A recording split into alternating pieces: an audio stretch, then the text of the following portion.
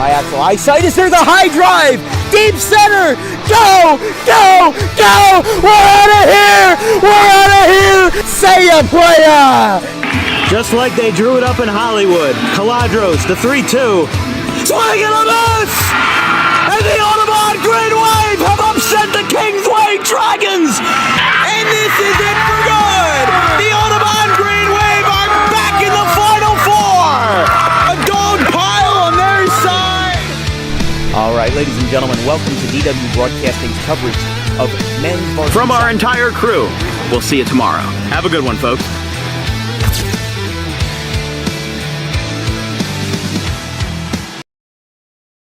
Well, you caught us just in time. Cherry Hill West is taking the field here at the Tom Trotman Field. Connor Owens getting the start in this Olympic Conference showdown. We've seen Cherry Hill West in their habitat before, but this time they're off to a 5-0 start in 2024 as we join you here from the heart of Camden County. Let's take a look at those starting lineups for today's game as we get ready for a bit of a truncated intro and a start to this Olympic Conference showdown, starting with the visiting PVI Eagles as led by second-year head coach DM Phillips. Center field is going to be Mason Myers batting first. Nick Shear is the first baseman batting second. Ryan Fayette is the third baseman batting third. Jack Petrillo bats cleanup in left. Ryan Nace to DH at the 5 spot. Sean Taylor in the 6th position at shortstop. Keegan McCravey is at second base batting 7th, Jeff Casano in right batting 8th, and Cole Martine behind the plate batting 9th. That'll be followed up on the hill by Christian Williams, who's going to get it started for PVI this afternoon, as Connor Owens gets the start with his backup, or with his battery mate behind the plate, Nick Mararchi, helping him out there. Welcome to Tom Trotman Field here on Dan Wilkins Broadcasting. Got a beautiful day for baseball today, 82 degrees, wind blowing west at 23 miles per hour. It's a nice gust, a nice breeze, but today we've got back-to-back Olympic matchups. We saw on Saturday Lenape and Cherokee, a game that went all 9 innings, went 2 into extras as Lenape gave up 5 runs in the 9th, scored 1 to get the game back in order, but still fell by 4, 7-3. So here we go. Getting it started here with the lefty Mason Myers. We weren't sure if he was going to start this afternoon, if he was going to be, you know, how he was going to be involved in this one, but turns out they're going to put him in center.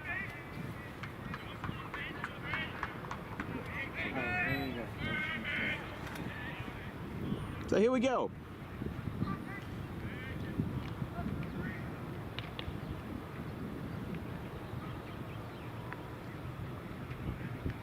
PVI, who has had a roller coaster of a season, 4-2 this year, beating the heavily favored Bishop Eustace, but falling to Camden Catholic earlier this week, 8-4.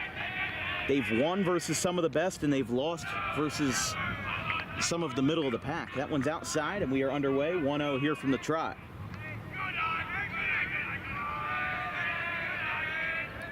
From the lefty, pokes it foul. Good way to get the party started here. A lefty-lefty matchup with 2 great hitters.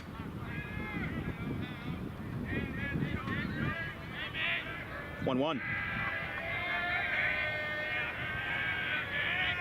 To the sophomore Mason Myers. Outside, 2-1. Has a .571 average. Very impressive number to start this year. 8 for 14 with a home run, 5 walks, 2 stolen bases, and 6 RBI. He had a .315 mark in 2023 with 17 RBIs, rather, and 23 for 73. As we said, already went yard in a 24-0 win at home for PVI over Pennsauken Tech. Curveball drops in at the letters, and some of the folks in the west infield thought that was a strike, but it's 3-2. As we said, first 3 for DM Phillips Eagles today. It's Myers, Nick Shear, and Ryan Fayette. Here's the payoff, 3-2. This one's hit well out towards right center field. Going back, this one's going to go over the head, and it's going to take 2 hops off the right center field wall. Myers is going to round second. He's going to go for third, and how about this for a leadoff 3-bagger? Mason Myers drills it into the gap. A beautiful piece of hitting in a lefty-lefty matchup, and he gets PVI started off on the right foot with a triple.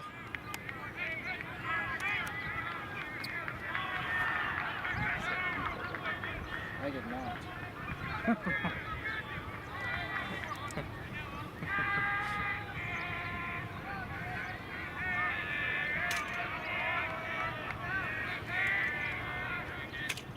This one's popped up on the first pitch. This is actually hit well out to right center field. This one's gonna get down.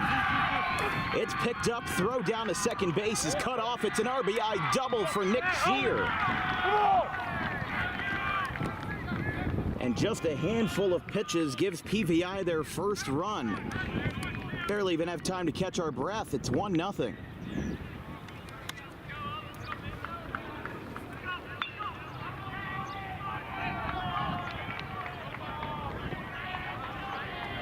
So an RBI single off the bat of Shear, and here's Fayette.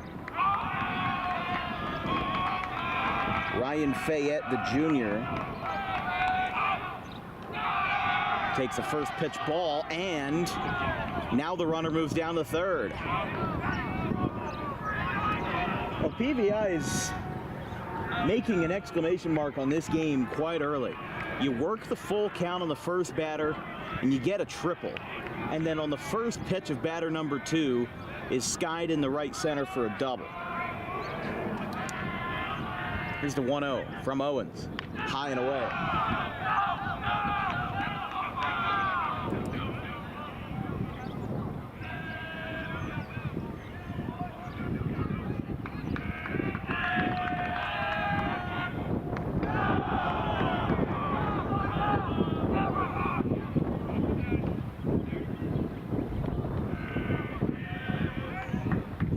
Ryan Fayette, the junior, 6'2", 175, a career 21 for 58 mark with a .362 batting average. And a strike called. Fayette threw his bat down the third base line, and I'll tell you, that doesn't gain you any favorability with the blue behind home plate.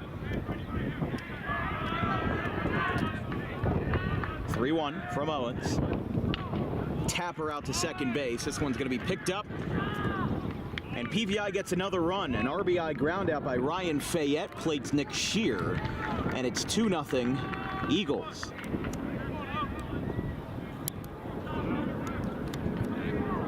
Well, they've been using all parts of the ballpark to get the ball down, and it's just been base hit after base hit after base hit. We've seen the triple, we've seen the double, now a 4-3 ground out gives West their first out, but not without some mighty struggles. That one is down and in to the cleanup man, Jack Petrillo, 1-0.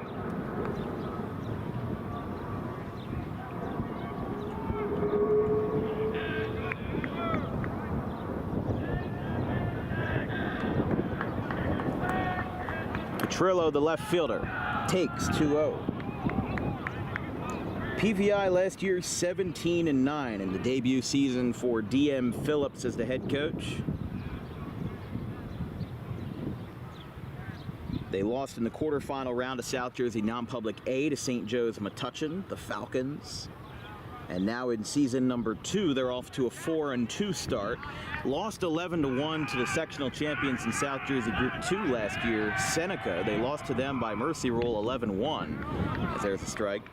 They beat CCTS 8-1, and they actually had won 4 games in a row, taking down CCTS, Pennsauken Tech, Bishop Eustace, and Woodstown before losing 8-4 to Camden Catholic at home. A swing and a miss. I mean, Camden Catholic only won 6 games last year.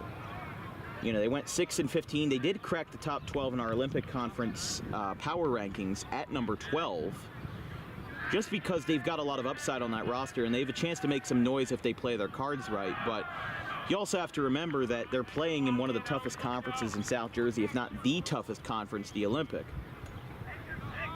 So those 6 wins, if they were in the Colonial or whatever, or any other conference, those 6 wins are probably doubled, and you're looking closer to a 500 record. That one hit him in the foot, and West's troubles continue, as that's going to be a plunker for the cleanup man, Petrillo. And this brings up the 5th man of the inning for PVI. That's Ryan Nace, the DH.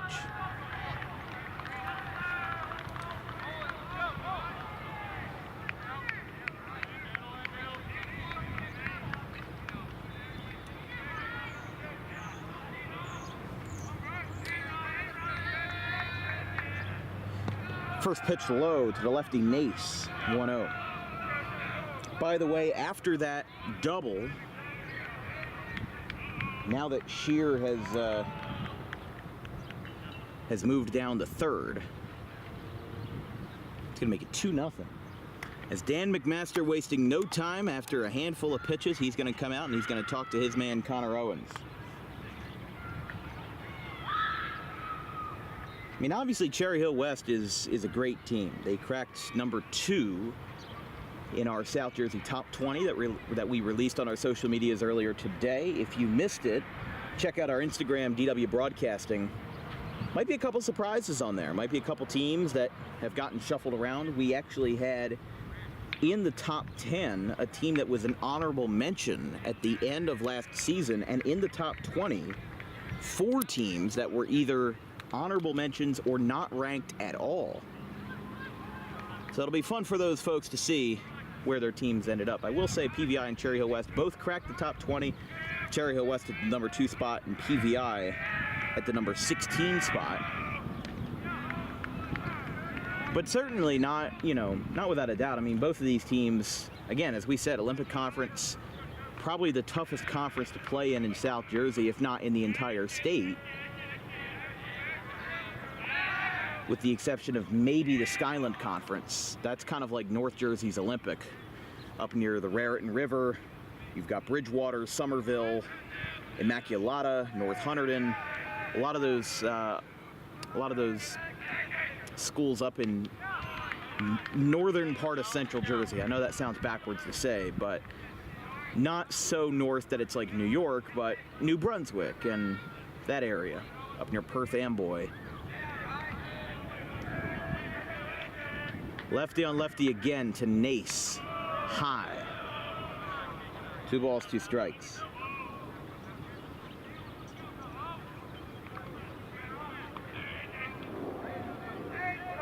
Cherry Hill West has had 2 Mercy Rule wins in their 5-game stretch this year. Actually, I apologize. They had 3 in a row, but a strikeout for Nace, and there's 2 down.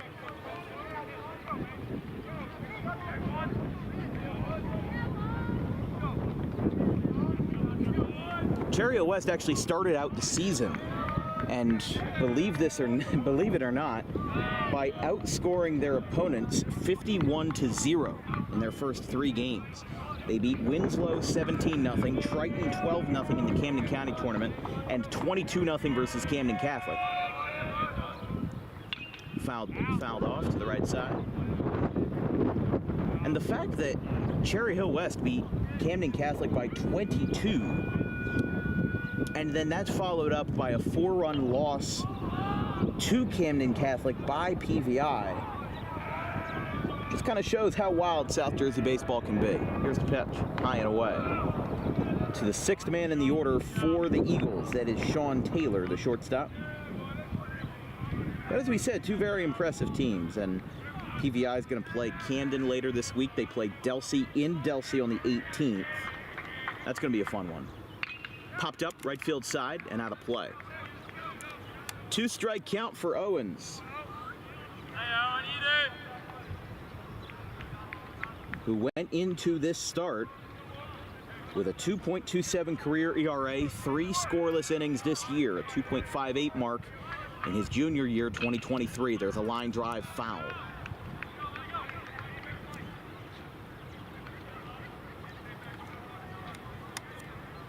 Your first 3 for Cherry Hill West in the bottom of the first will be John Young Jr., the Alabama commit at shortstop, Leo Orifici, the DH batting second, and Nick Mararchi, the catcher. He's in the 3rd spot behind the plate. That's poked out to right field. That's going to be another base hit. It one hops in right in front of Baker, and the ball takes a while to get back into the infield, but a 2-out knock for Sean Taylor brings up Keegan McGravy. I mean, how about this for PVI? They have gotten off to a hot start to start this game.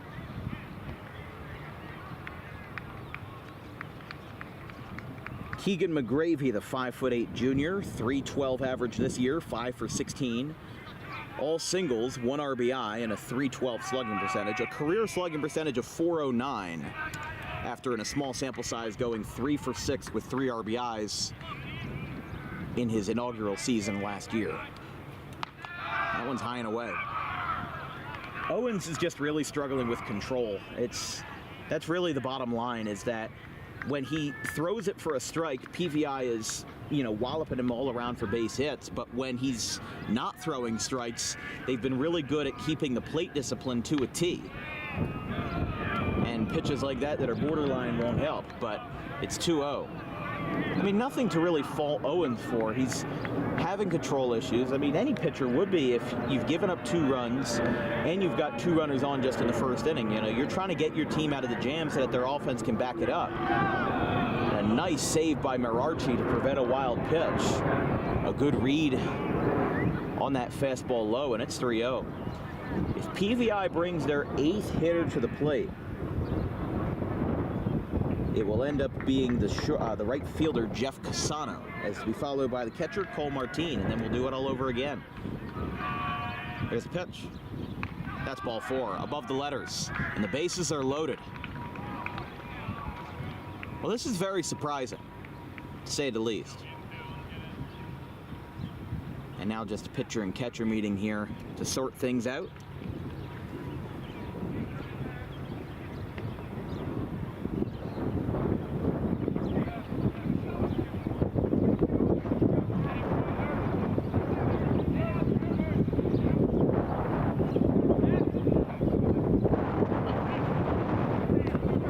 So Jack Petrillo on third, Sean Taylor on second. And now McGravy on first. High and away to Casano.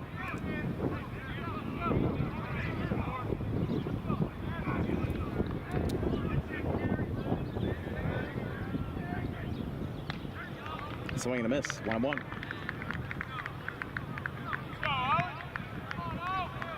Jeff Casano, the sophomore outfielder. Small sample size this year, 1 for 5. His first varsity hit came in an 11-1 loss on opening day versus Seneca. That's foul. He's only appeared in 2 of PVI's 6 games so far this year.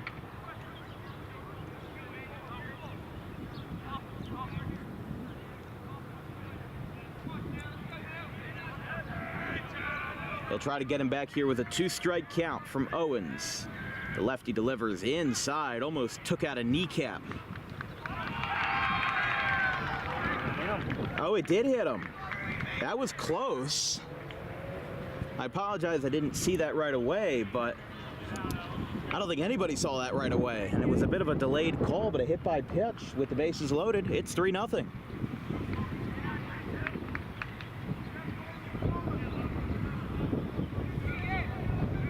The second hit by pitch this inning, and it brings in a run. PVI leads 3-0 now with the lefty, and the number 9 hitter, Cole Martin.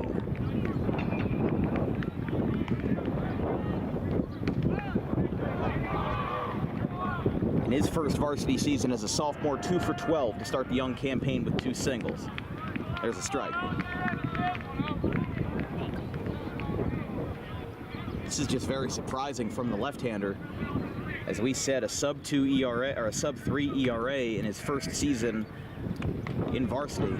And a delayed swing, a delayed miss, and Cherry Hill West gets out of the jam, but they've got work to do. They allow 9 men to come to the plate and 3 batters to score, including on an RBI tripled, or rather an RBI single to start the inning by Shear. PVI plates 3. We go to the bottom of the first, 3-0 Eagles.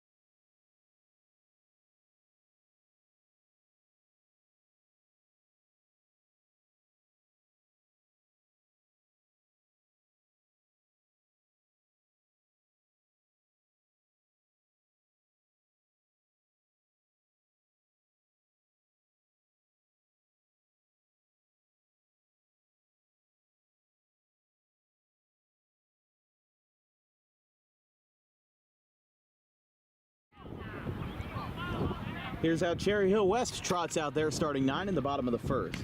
Alabama commit John Young Jr. takes the leadoff spot at short. Leo Orifici is the DH batting second. Nick Mararchi, the catcher, batting third. Grant Fournier, the center fielder, batting cleanup. Aiden Ryder is the third baseman, batting fifth. Luciano McCree is the first baseman, batting sixth. Josue Holloway is the left fielder, batting seventh. Hayden Baker in right, batting eighth. And Andrew Bechtel rounds it out for the West at shortstop, led by, of course, none other than legendary head coach Dan McMaster. John Young, the senior shortstop, .387 career average, off to an incredibly red-hot start this year with a home run, 11 for 18, 11 RBIs. As we said, I mean, Cherry Hill West, their first 3 games of the year, they outscored their opponents 51-0. And in fact, this was only the second game this year out of the 6 that they've played where they allowed a run. They had another shutout just a couple of days ago to improve their team to 4-0.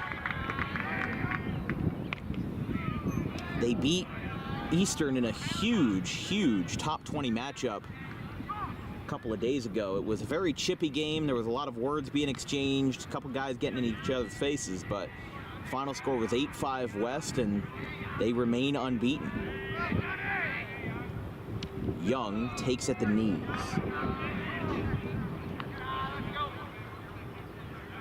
Cherry Hill West, they beat Eastern 8-5 and then shut out Morristown 6-0 on Saturday. So after that 3-run first, that was only the 8th run that they've allowed in 6 games.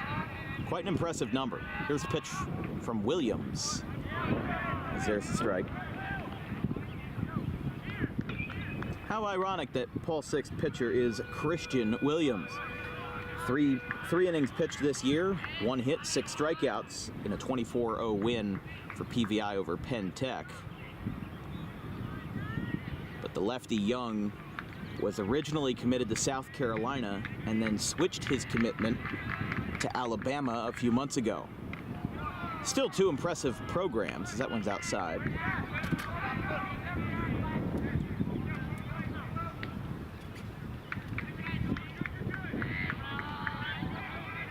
(3-2) to John Young, who sparks a big explosive swing and a .611 average this year. But that will not be one of them. Swing and a miss by Young. And Williams gets the best of him. 1 away.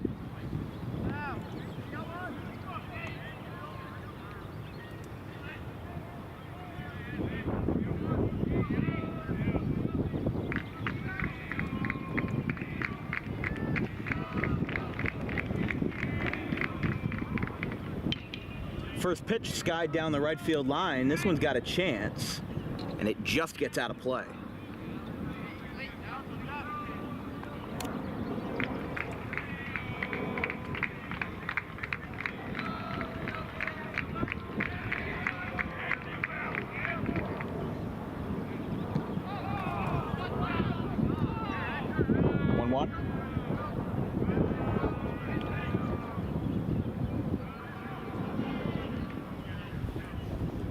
Cherry Hill West has 3 games lined up on the 23rd, 24th, and 25th versus schools from New York.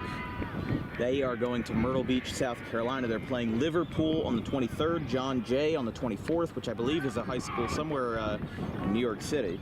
And then can't even say that name, Scaniteles of New York. Probably butchered that one, but it's on the 25th. They've got 2, of course, conference games in a row this week. Winslow tomorrow on the 16th, and then Cherokee on the 19th. There's a swing and a miss. He got him. 2 strikeouts for Williams. He picks up the 7th and 8th Ks of his varsity career. And there's 2 up, 2 down on back-to-back strikeouts. As Orifici goes down, setting it up for Nick Mararchi.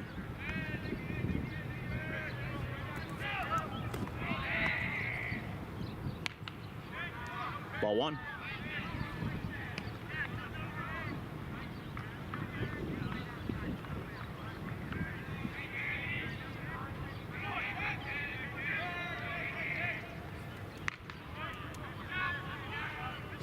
(2-0).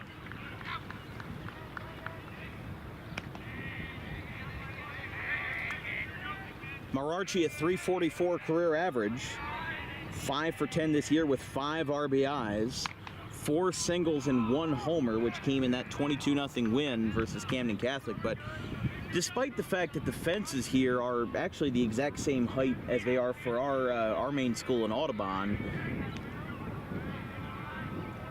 it's still a pitcher-friendly park. Changeup gets in there for a strike,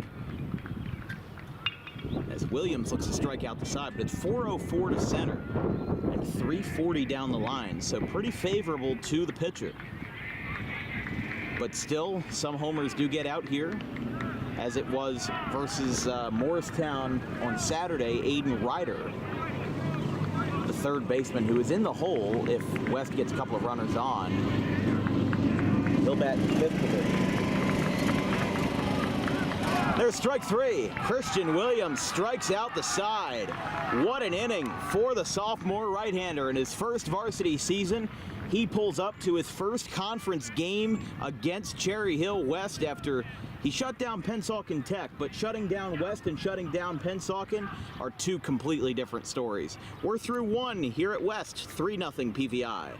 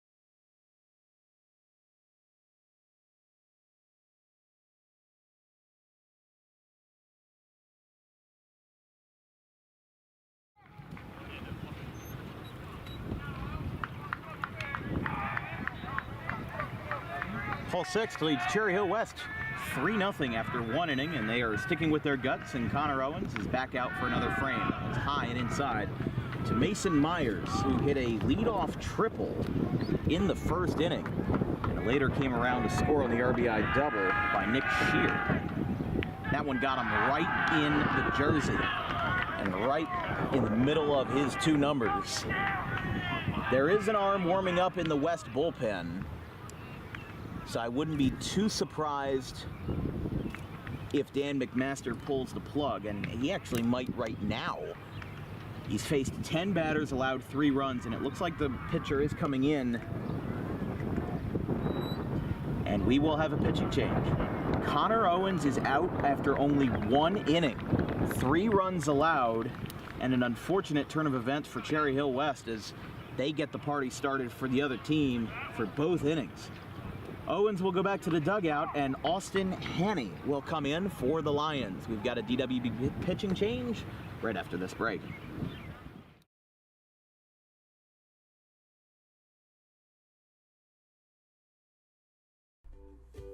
In life, the road ahead is full of possibilities, but to navigate it safely, you need the right skills. Harper Driving School is the premier driving school serving Gloucester, Salem, and Camden counties. With experienced instructors, many of whom are teachers in local schools, we are dedicated to your success and will help you master the road with confidence. With an over 95% success rate of students passing their road test on their first try, you know your student will be in good hands while embarking on a huge step of their young adult lives, all while avoiding the lines at the DMV and getting insurance discounts. We chose Harper, and so should you.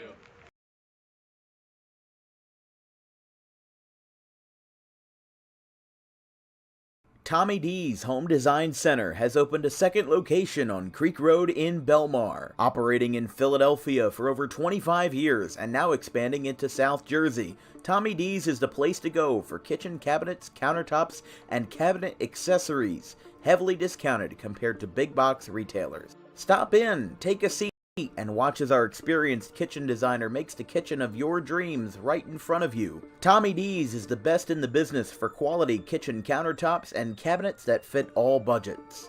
Call us today at 856-210-9504 or visit the new location in person on the corner of Creek Road and Harding Avenue in Belmar next to the 42 on-ramp. Garden State Pet Center is an independently owned full-service pet store. Our specialty is promoting companionship between people and animals by providing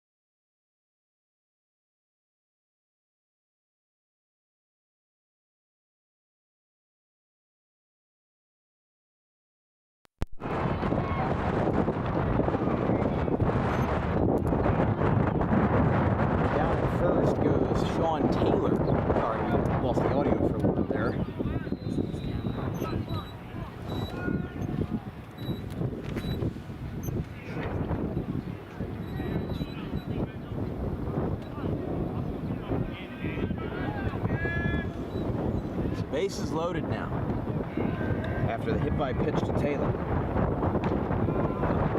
First pitch strike to McGravy.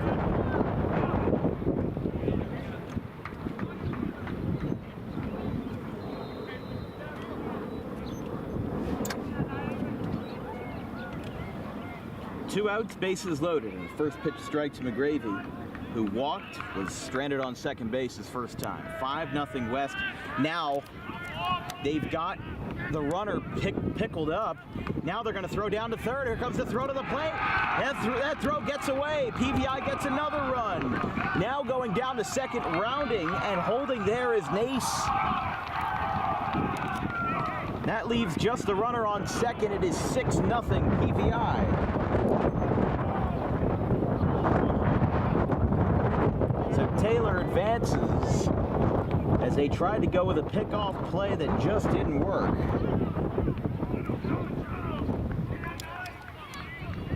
And this is incredible, what we're seeing right now. PVI is just running through these guys. Foul ball. Oh, that took a big hit on somebody's car. That's why I don't park there. There's a reason why. I'll tell you that. Let's try this again. 2-strike count to McGravy. That one is down. They just can't catch a break. PVI brought 9 batters to the plate in the first, and now they are on batter number 7 of inning number 2. So PVI, they're having a certified beatdown right now. Just West has to find a way to remedy it. Here's the pitch. That's away. You got to consider it could be the heat. The fact that, think about it this way, an 82-degree day in April feels a lot different than an 82-degree day in July. An 82-degree day, you know, you kind of take that for granted in July. In April, it sneaks up a lot on you, and there could be something with the pitch grips. There could be something with just the pitcher not being used to it and kind of having a quick fuse where everything kind of unravels when they're not in an expected circumstance. But on Saturday, it was 55 and felt like upper 40s. Now, it's low 80s. Here's the pitch. That's a hot shot, takes a wicked bounce. The throw to first is in time. Damage is done. Take a look at that scoreboard in the bottom left. You are not dreaming. It's 6-0 PVI after 1.5.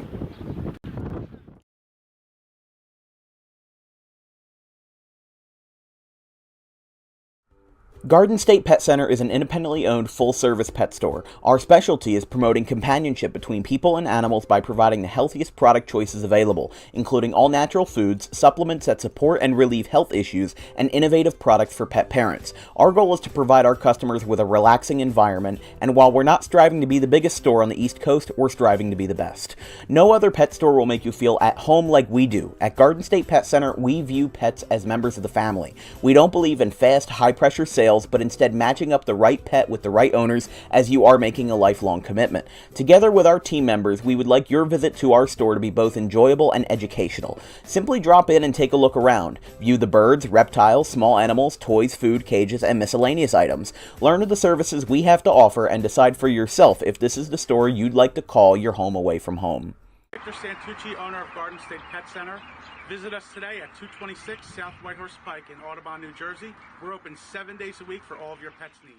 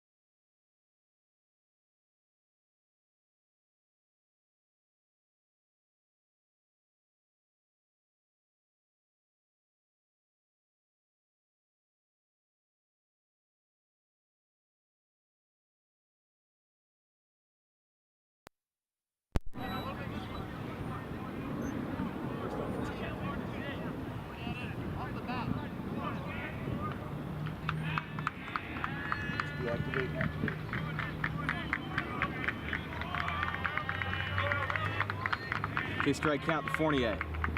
That's a line drive right center field. Came back just in time for a base hit.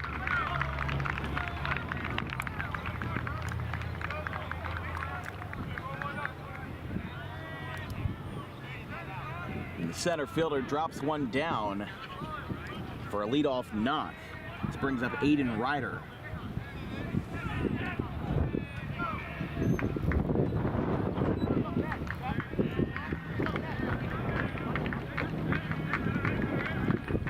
Aiden Ryder had a home run in the 6-0 win for West over Morristown on Saturday. That one is low. 1-0.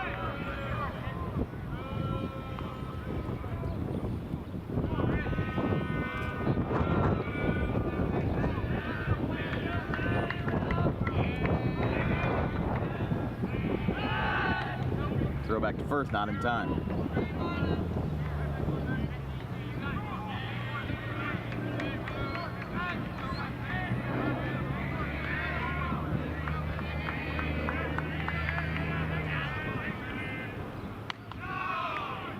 That one is high.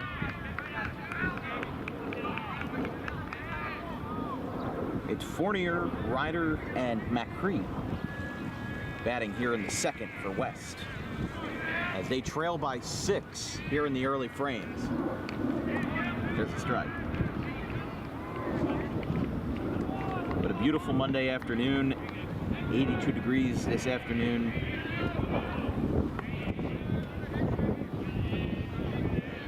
Wind blowing 10 miles per hour to the west with gusts of 22. Here's a rocket in the right. That's going to drop for a base hit. Takes a high hop off the grass, and it's corralled in right. So back-to-back singles, and West might have a vengeance after all. Nobody out, and 2 leadoff singles in a row put the Lions in business. Here's Luciano McCree.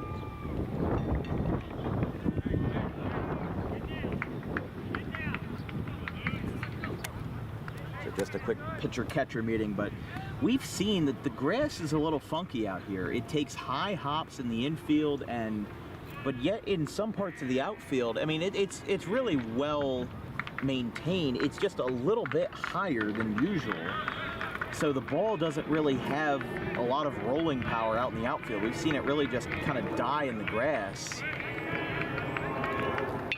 Ground ball out, and talk about those weird hops. It goes over everyone in the right field. Rounding third is Fournier. He scores, and an RBI single puts West on the board. It's 6-1.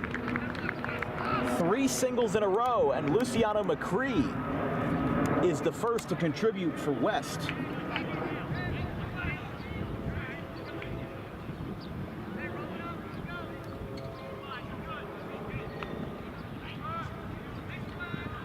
So that moves Ryder all the way to third.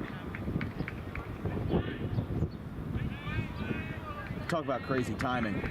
We were just talking about bad hops in the infield, and he said, "Don't worry, we got you." Here's Josue Holloway, the left fielder and number 7 hitter for the Lions.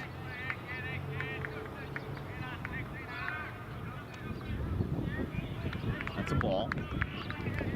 He became somewhat of a folk hero for Cherry Hill West last year when he hit his first career varsity home run in a playoff game that ended up being a walk-off versus Seneca on May 23rd.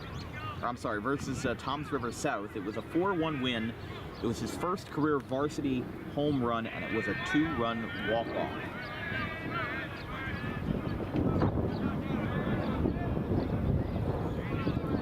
Walk-off home runs are great, but in the playoffs, they're even better. He already has a homer this year in their first 5 games, and now Holloway will get on base via a walk. Talk about a quick turnaround, but infield's going to come out here. DM Phillips will talk to his man as the bases are now loaded. McCree on second base, Holloway on first, and Ryder on third. And make things a little convoluted for PVI. This thing could really unravel into a high-scoring slugfest. It's got the makings of one. PVI jumps out into a 6-0 lead, and then Cherry Hill West is just clawing their way back with a big hit in the middle. I mean, I remember the London series, the first London series a couple of years ago, Yankees-Red Sox. The second game, or I think the first game played in that stadium was 18-13, and both teams scored 6 runs in the first inning. Red Sox put up like 6 in the top half, and then the Yankees clamored back with their own with 6 in the bottom half, and that game ended up being 18-13. But you see a lot of high-scoring games in those international venues where the players aren't really used to playing there, especially in the field, and you get a lot more fielding errors because of it. Like in the Korea series this year, Dodgers-Padres, game 2 of that was 15-11. A nice slider at the 3/4 angle by Williams, but it misses 1-0.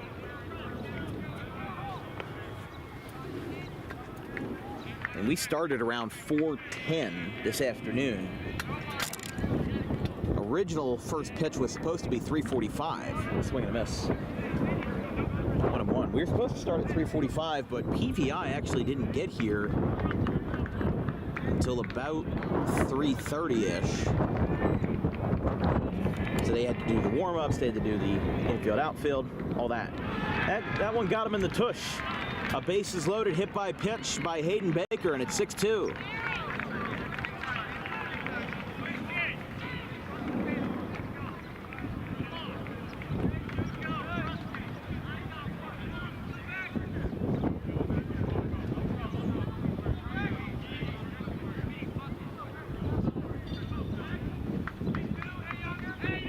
So here's the second baseman and 9-hole hitter Andrew Bechtel. First pitch from Williams outside. I mean, I have never seen the starters of a game just disintegrate so quickly. I mean, I've seen high-scoring games, but even the starters, they'll stay for like 2 innings, 3 innings. Owens only lasted for 1 frame, and now PVI is in a full-speed jog, getting a new pitcher and a catcher out to the West bullpen in right field. So I don't know. I mean, they actually have 2 pitchers that are going to be warming up. So they might have their entire emergency stock at the ready. But Bechtel is West's 6th hitter of the inning. They went down in order 1, 2, 3 in the first, which is what makes this crazy rally even more improbable. And still nobody out. That one's low. 3 singles in a row, a walk, and a hit by pitch.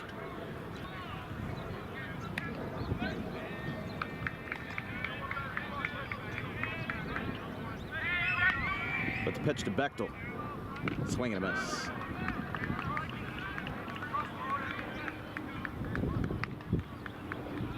Full count to Bechtel. With one of the most dangerous hitters in South Jersey, as we said, a .611 batting average, John Young Jr. on deck. Bechtel fouls it back. So even if Bechtel is retired here, you're still going to have 1 out, and the tying run on second base, or I'm sorry, the tying run at the plate in John Young, who really has a big opportunity to make some noise. The payoff again from Williams. That's ball 4, and the rally continues. The party bus is still in high gear. It's 6-3, and here's John Young Jr., the go-ahead run.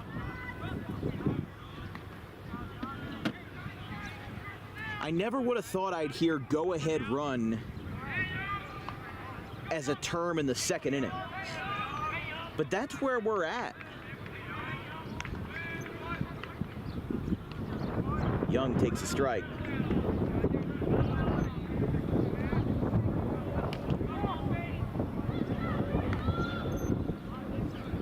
I mean, we covered a game on Saturday that was 7-3 with Cherokee and Lenape, and that was 9 innings. This is 2. Another backdoor slider, but it misses 1-1. I don't think that throwing anything backdoor to Young is going to be the solution that you want. You're probably going to want to get him high and tight Not enough to be a hit by pitch, because that's bitten you before. But you just have to keep a healthy pitch mix. There's a big swing and a miss. He was swinging for Burlington County there. 1-2. But if Williams can start the tourniquet by getting Young out, that would be a big relief. It's 2-2. That one's low. Young, Orifice, and Mararchi. The first three for West all struck out in the first inning. And now John Young faces Christian Williams, who's in a big jam here. The two-strike pitch, swing and a miss. Young strikes out for a second time, and here's Orifice, or Orifice. Well, if there was anybody that I thought was going to put West back in the game, I thought it was going to be John Young, but Orifice can also make some damage as well. Ground ball out to third, foul, 0-1. Unbelievable. They got 3 runs this inning already. An RBI single by McCree. And a walk by Holloway, and they had 6 guys come up to the plate without a single out being recorded. Here's a fly ball out to left center field. This is a chance to split the gap. Going back, it is caught by Myers. A big chase down catch in center field. It's going to be a sac fly, but PVI just made it a 6-4 game instead of a 6-6 game. Nice play by Mason Myers.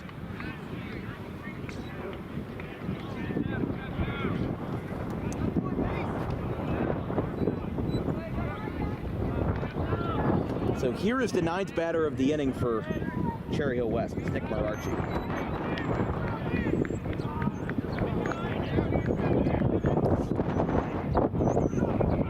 Runners on first and second here.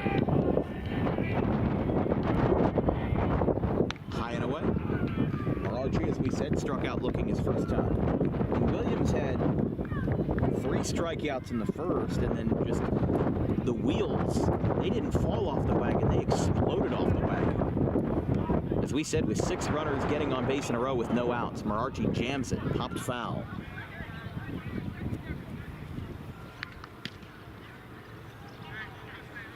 One and one.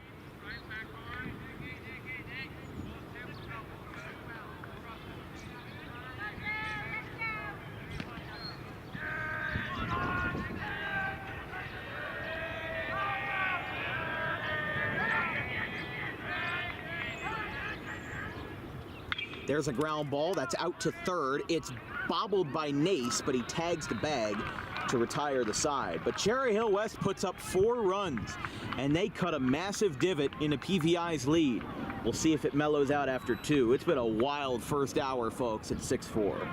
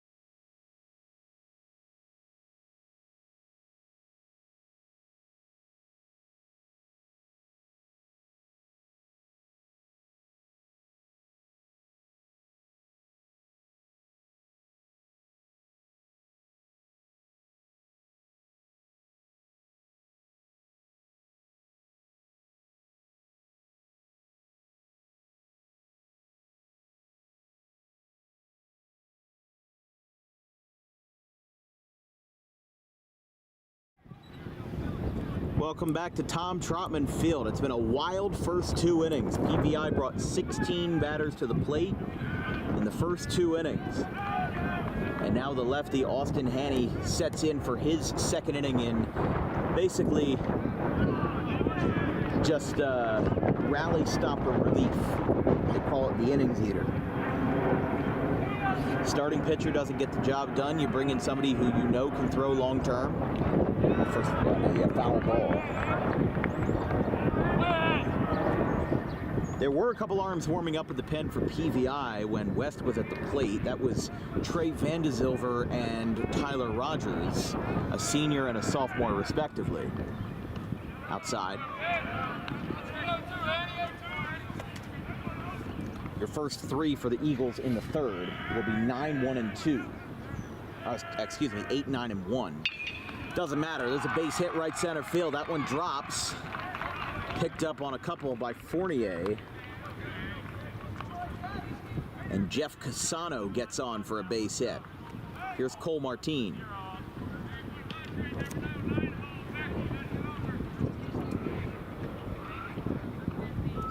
Martin struck out to end the threat in the first after PVI put up 3 runs in the first. And the lefty takes a strike, 0-1. But just an unbelievable mark by PVI.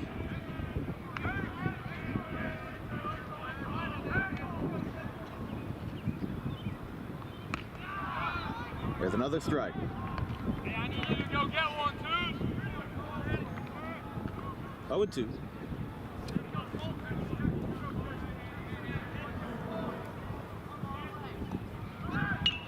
There's a ground ball out to short. Young picks it up, throw across the diamond is in time.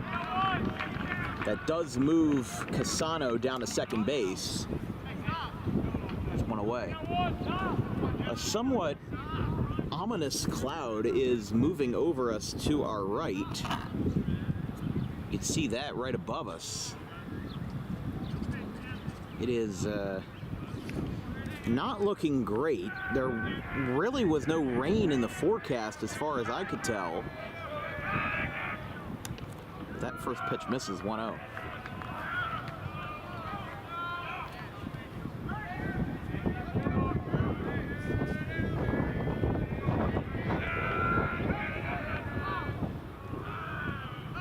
Yeah, there really was nothing in the forecast for rain from what I could see.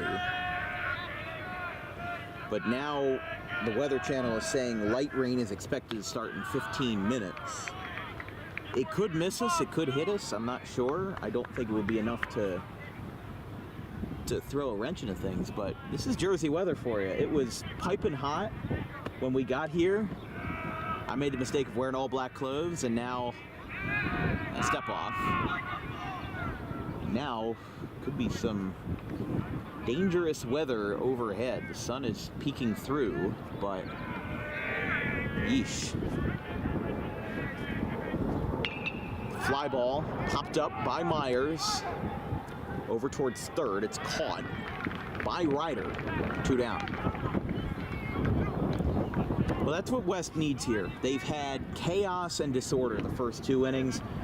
You've put 4 runs back up on the board. You shut them down. Get the job done, and then you pivot to the offense in the bottom half. That's what you got to do here. It's really simple. It sounds really simple, and it is. If you get the shutdown inning, you hold him down on second base, you can pivot him around, and you can pivot the offense around. It's a nice circle change there. Pops into the strike zone. 0-1.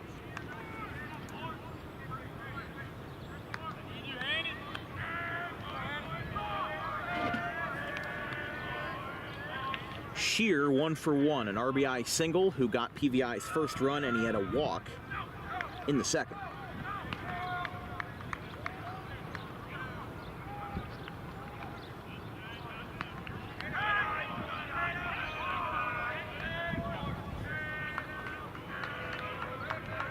Here's the pitch. Takes a nice, looked like a 2-seamer on the front door. Had a lot of horizontal movement there.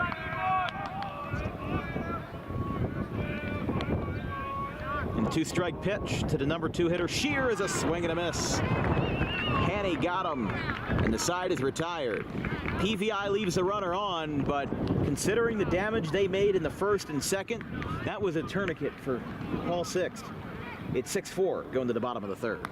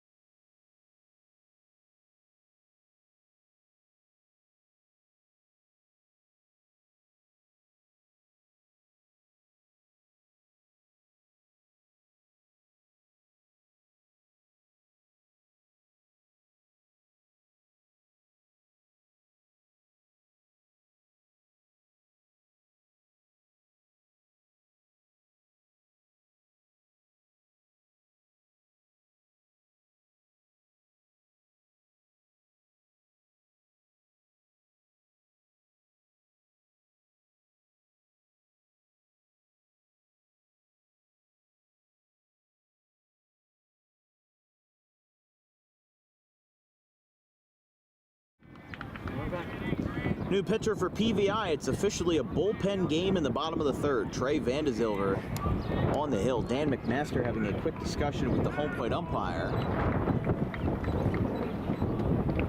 We heard a rumble, and it wasn't the rumble of a semi during the break.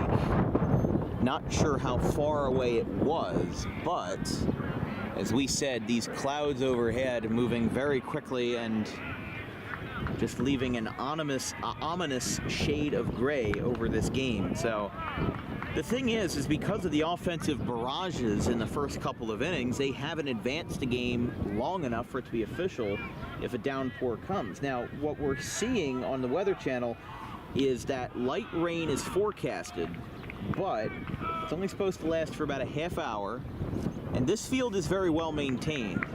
Cherry Hill West grounds crew does a great job of making sure that this field stays in tip-top shape. A nice little floater. Tomahawked it in the center field, and a base hit for West. Puts a leadoff man on.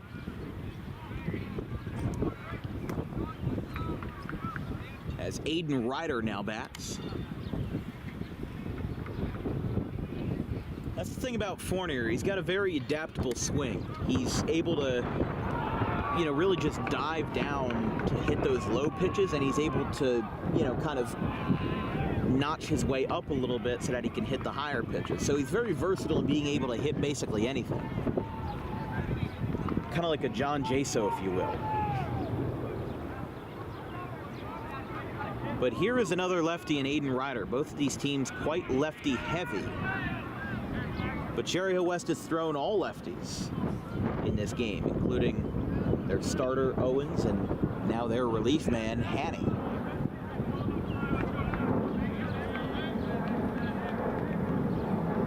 That one's high and away.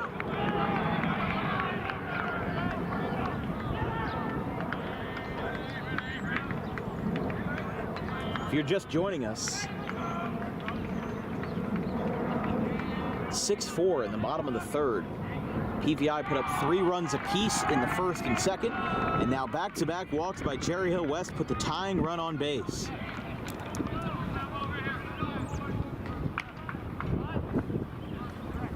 Here's Luciano McCree. He got the first RBI for Cherry Hill West, their first of 4 in the bottom of the second inning.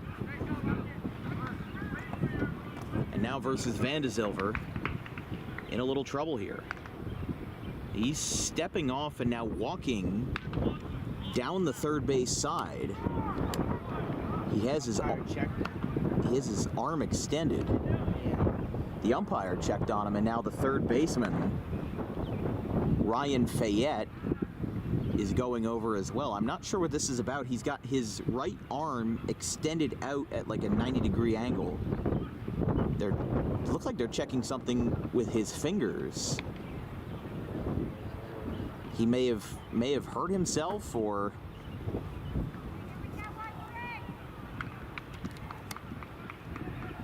I have no idea what that was all about. He changed gloves. Did you see it? He threw his glove away and got another one. Maybe his glove broke. That's weird. I haven't seen that before. I've seen issues with gloves where a line drive pops through the webbing, but I really haven't seen a mid-inning glove switch before. Woodstown trails Haddon Heights 7-4 going to the third inning.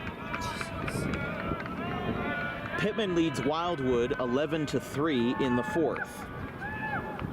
St. Augustine leads Bishop Eustace 2-0 in the top of the fifth. Landon Mack finished his day with 6 strikeouts, 3 hits, and 3 walks.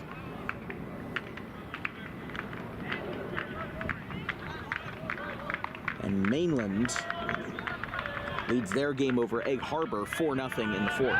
Here comes the throw back to second. He got him. That's a bit of a questionable call because I was going to say that there could definitely be a case for obstruction, but That's what third base coach is talking about. yeah, well, Dan McMaster is now coming out and trying to make his case for obstruction because he just kind of trampled over him over at second base. But I don't think there's really anything they can do about it. I don't think that unless there's an umpire conference, he's talking with infield umpire Chris Losey down there, I don't think there's anything they can do. And if they did overturn the call, ooh, what a controversy that would be. I mean, he might be That could go either way, honestly. He could be questioning the tag, or he could be questioning obstruction. Whether it was obstruction, I'm not sure, but it looks like there will be no umpire conference and they'll let it be. So now it's just a runner on first.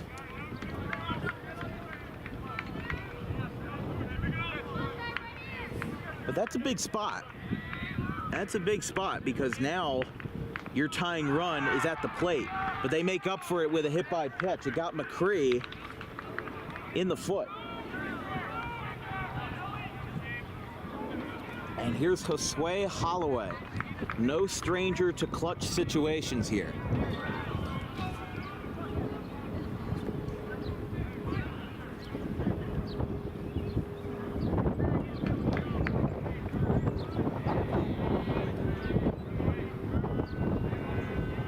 In front of a really ecstatic crowd at Cherry Hill West this afternoon. 6-4 in the bottom of the third. Holloway takes away at the letters.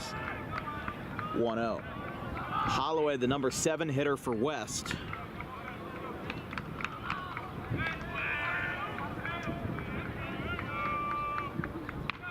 As we said, .333 average this year with a home run versus Camden Catholic. A career .222 average, a .500 slugging mark. And pitch from Van de Zilver. There's another strike to Holloway. With 1 down and 2 runners on. First and second here for West. Trey Van de Zilver, the 5'10" senior, gets a strike. 2 strikes now. A career 7.88 ERA. 16 innings, 14 strikeouts, 18 earned runs, 15 walks, a 10.50 mark this year, a 6.79 mark last year as a junior, and the curveball got him. He does not lift the bat off his shoulders, and there's 2 away. So here's Hayden Baker.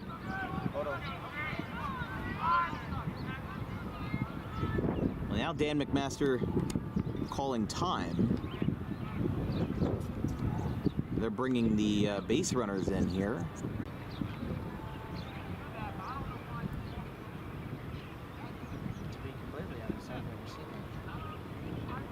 Yeah, McMaster with the bases loaded now because McCree was hit by a pitch. Or I'm sorry, just 2 runners on here, but that was kind of like a hitting equivalent of a mound visit because they called time and had all the runners meet. And that also included the batter in that little mini conference. So I've seen it before, but I haven't seen it used so officially. And now McMaster's got to run back to third. I'm sure there's some that would be opposed to that, but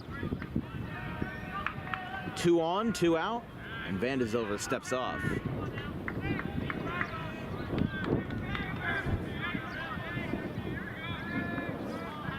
Pitch, wow, that was a cricket pitch. I think that one got a couple wickets down behind the plate. That's just a matter of pitch grip there. Must have not had something right. 2-0.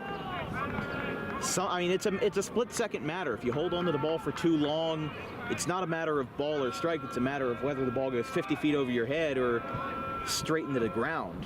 There's a swing and a miss. 2-1.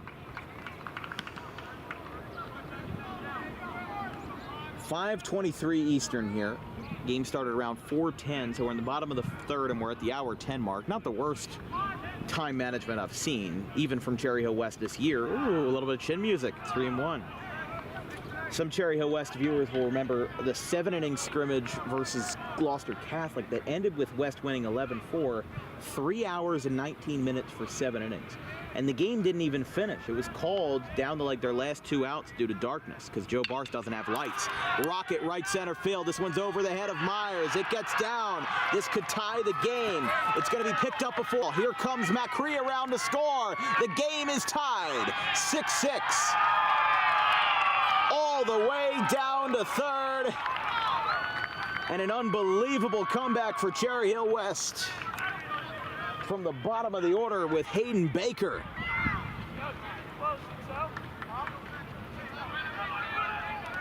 And it's 6-6.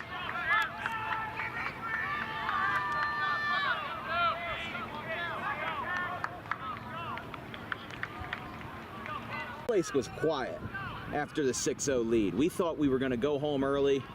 We thought PVI was going to blow these guys out of the water, but Cherry Hill West said nope.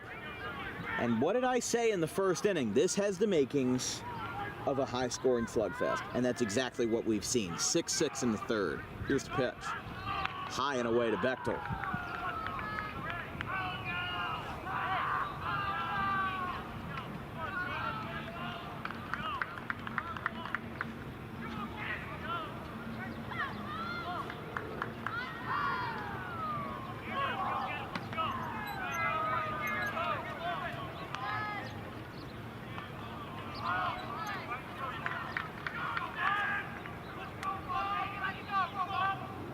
High and in.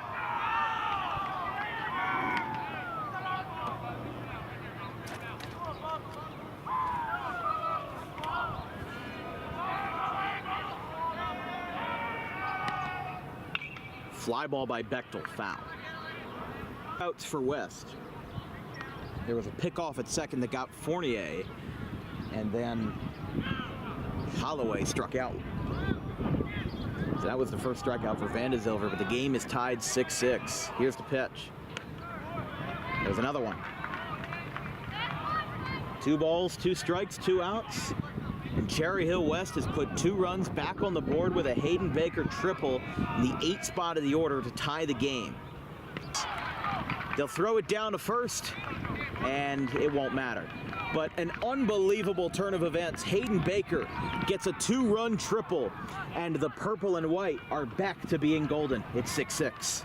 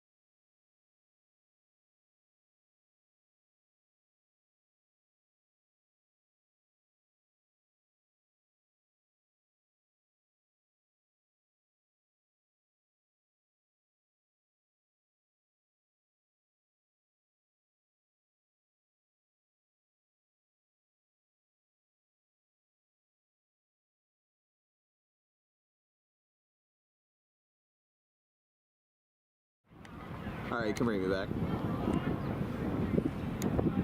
Well, what a turn of events here at Tom Trotman Field. Maybe the sun was preventing Cherry Hill West from making their comeback, because an unbelievable force. Cherry Hill West brings up 6 men to the plate, scores 2, and it's 6-6 in the 4th. PVI had a 6-0 lead, scoring 3 runs in both the first and the second. And now the tides have turned, the tables have turned, and everything has been flipped on its head. There's a line drive to center field, Fournier going in, and it's a base hit. The 4th inning starts with a base hit off the bat of Fayette. Now it goes to Petrillo.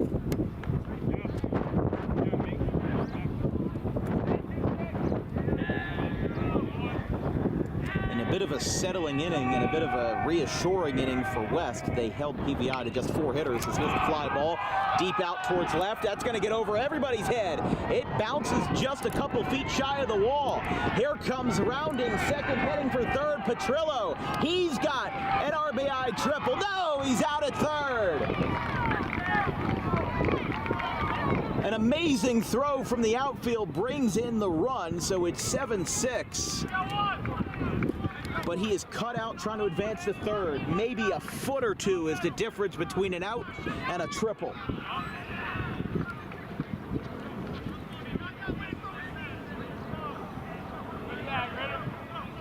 So here is Ryan Nace, the lefty, as PVI retakes the lead here in the 4th.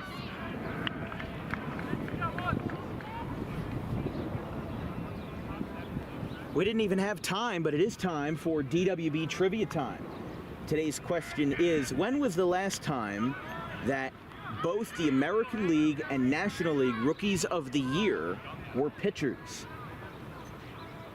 Was it A, 2011, B, 2005, C, 1998, or D, 1976? I made this question a couple weeks ago, so I don't even remember what the answer is, but the answer will be revealed in the bottom of the 4th inning.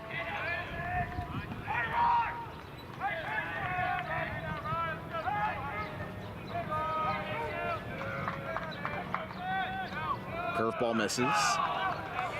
So after the RBI double, the bases are wiped clean for PVI.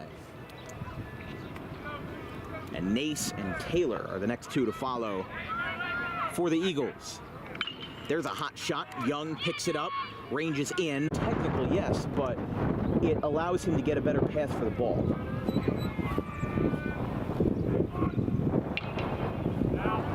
Popped up foul.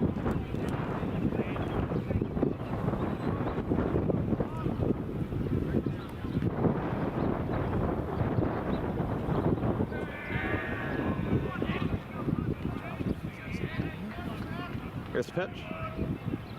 Poked foul.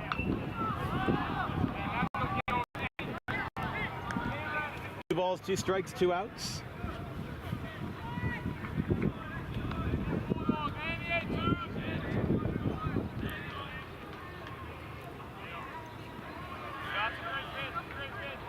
Three and 2.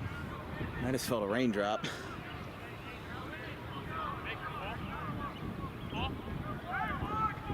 3 balls, 2 strikes. Here's the pitch from the lefty. Swing and a miss. He got him.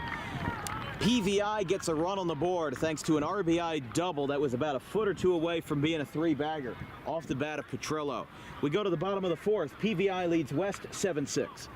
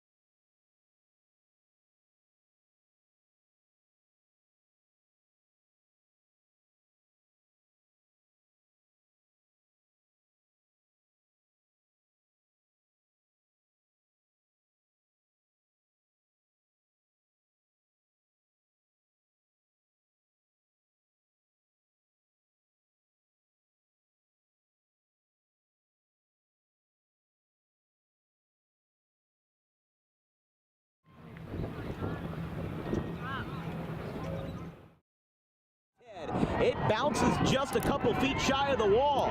Here comes rounding second, heading for third, Petrillo. He's got an RBI triple. No, he's out at third.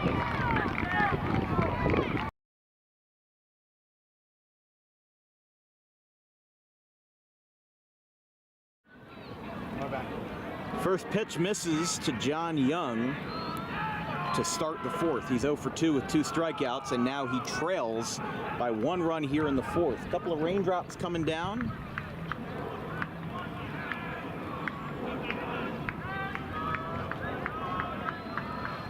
Apparently it's just supposed to be a light shower for 15 or so minutes. I just feel it picking up a little bit, which makes me a little worried, but that's a fair ball down the right field line. What a time to come back. That's going to tie the game.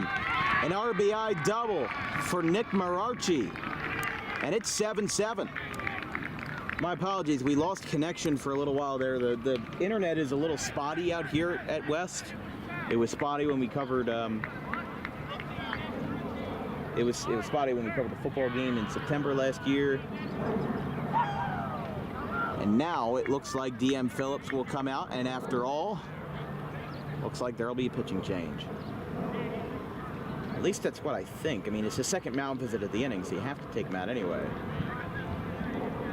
Pretty sure after, if you have a mound visit twice in one inning, you got to take him out. So that's what they'll do. Tyler Rogers in, Van de Zilver out, 7-7 in the fourth.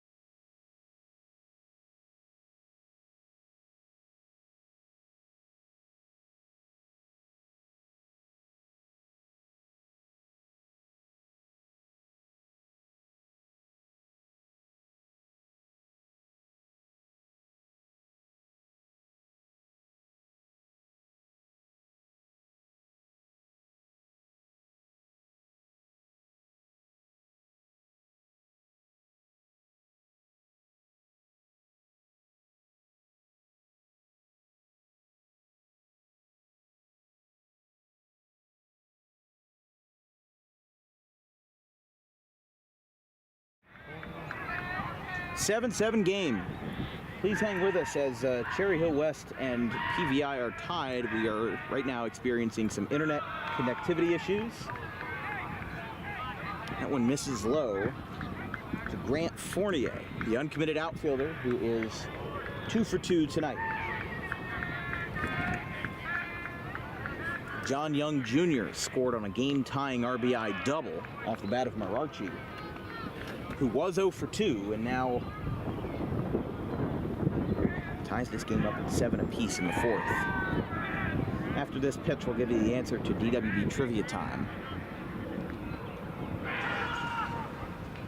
Never mind, fly ball, deep right field. That ball is gone! Grant Fournier, 2-run shot to right. It's 9-7. Cherry Hill West takes the lead on a wall scraper bullet to right. And a rocket off the bat, a rocket off of Rogers. And West is back on top, leading for the first time tonight. The comeback has come full circle, 9-7.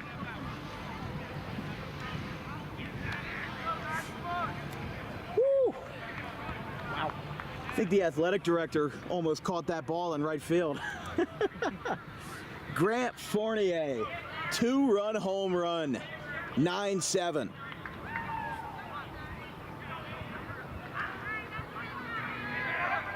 No slugfest is complete without a big homer like that, and we just saw it. First pitch right down the pipe to Aiden Ryder. So yes, DWB trivia time. Today's question was, when was the last time that both the American League and National League Rookies of the Year were both pitchers? The options were 2011, 2005, 1998, or 1976. The answer was 2011. Dom, were you right on that one? You have the right guess? I did not. What was your guess? I was thinking 1998. 1998. Okay, so, but the correct answer was 2011 with the Rays' Jeremy Hellickson and the Braves' Craig Kimbrell out of the pen. Ryder goes down on strikes, and there's 2 down. First strikeout for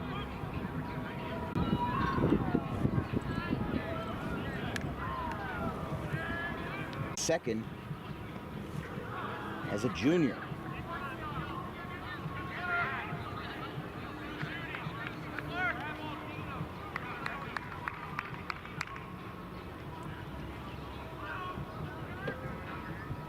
Up and in.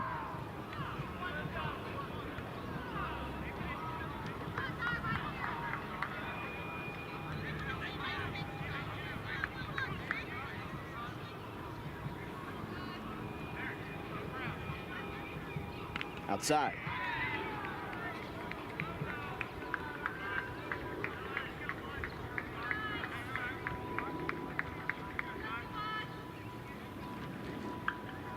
So the lefty, and the third lefty in a row, is Siano McCree, who's gotten on base both times. He has scored 1 run with a swing and a half out to deep center. Myers going back. He makes the catch, side retired. Grant Fournier, 2-run home run. West leads 9-7 after 4.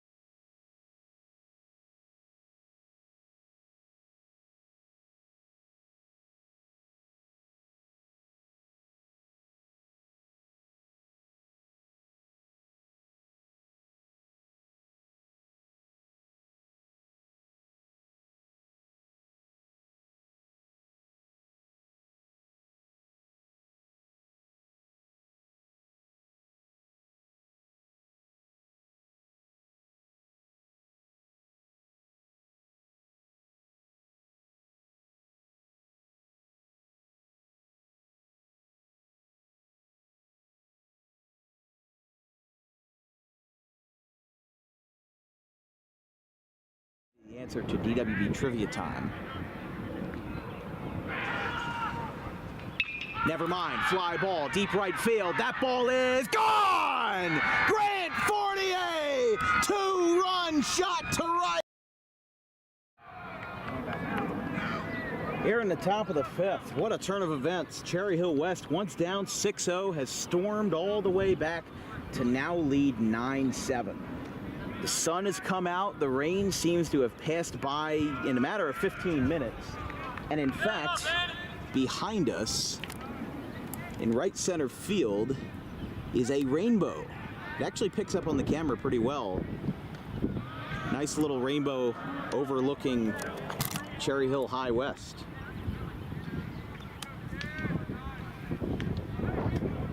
West brought 6 men to the plate and scored 2. Including that 2-run home run. I mean, unbelievable. Unbelievable. So I'm sorry, they put up 3 runs because PVI took a 7-6 lead on an RBI and then got themselves in the trailing position for the first time tonight. A nice tag over at first base to make sure that he's retired and has one away.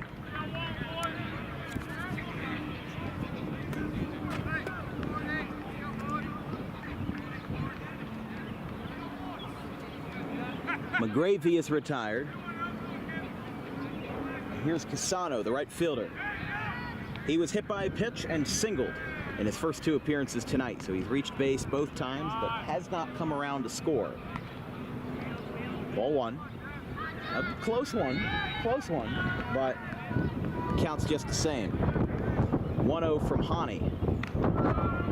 That one misses.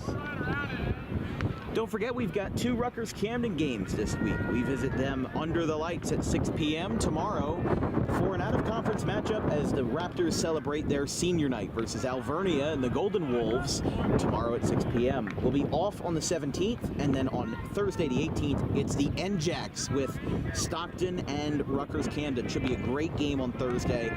4 o'clock start, I think a 3:30 start on Thursday for Rutgers-Camden. We'll talk about this weekend's plans. As we said, a 7-game slate, 8 games over the weekend, 7 of them being in the Thank You Classic. Hani gets a strikeout for Casano. Strikeout number 2 for the lefty. 2 down.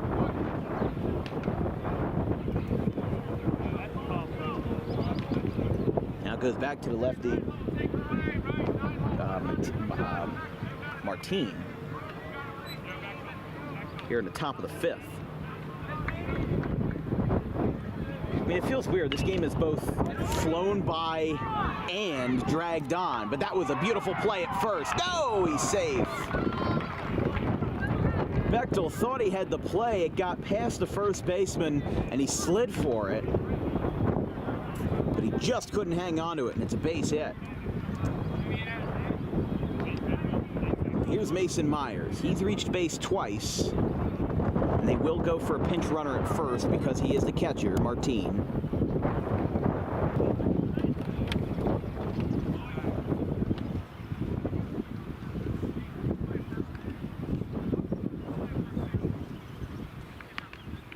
Dan McMaster coming out with an arm warming up in the west pen. Now running at first is Anthony Ungaro for PVI, taking over for so he leaves the game with the tying run at the plate in the top of the 5th. PVI's got a runner on, and they are looking to threat here. 2 outs, 9-7 in the 5th.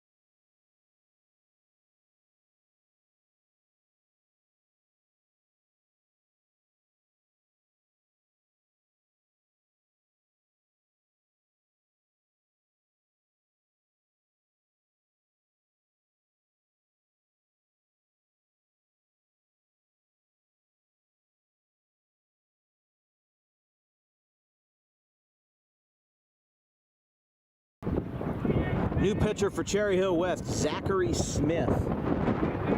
No earned runs allowed in 4 innings pitched this year. A 2.23 ERA as a sophomore last year in 15 2/3 innings. 5 earned runs, 29 strikeouts.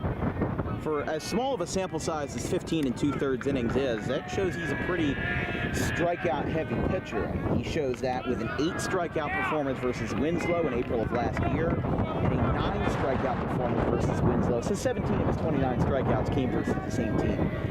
2 games versus Winslow in the same division as Cherry Hill West. You play one away, you play one home. How it always works. There's a couple of leagues like the Cape Atlantic and the Skyland Conference who have you play or I think the Shore Conference is another one, where you play your divisional games back to back. Not necessarily same Monday, Buna and St. Augustine. Buna would play at home on Monday and on the road on Tuesday versus the same opponent. It would be a 2-game series. So it's not really spread out throughout the months.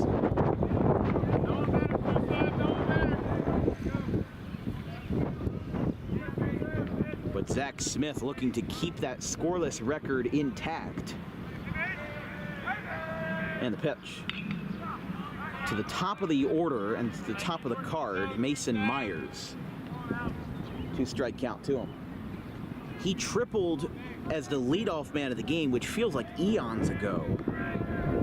He was hit by a pitch, came around to score, and popped out the third. So he is 1 for 2 tonight.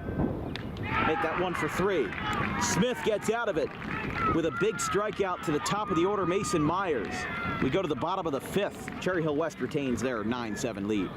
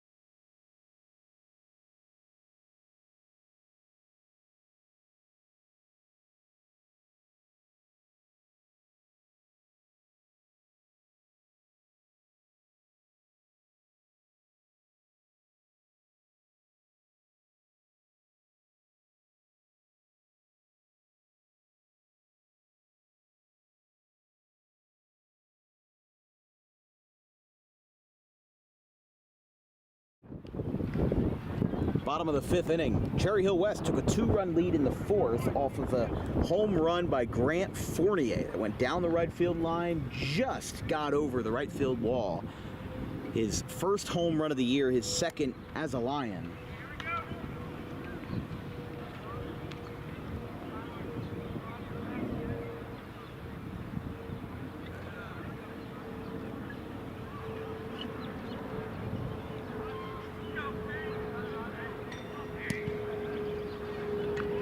So Tyler Rogers still cooking out there, and Dan McMaster,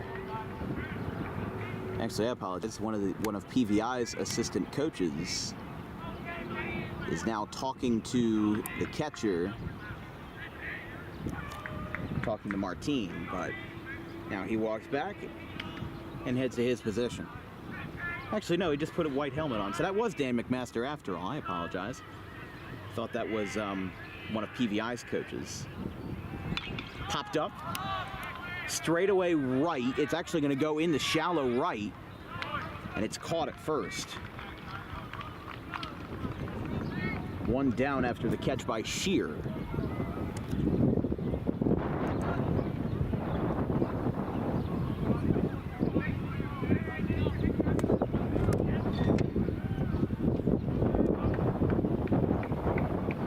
So Holloway 0 for 2. And here's the number 8 hitter, Baker. The right fielder who hit an RBI triple, a 2-run RBI triple, to tie the game at 6-6 in the bottom of the 3rd inning. Baker got jammed foul.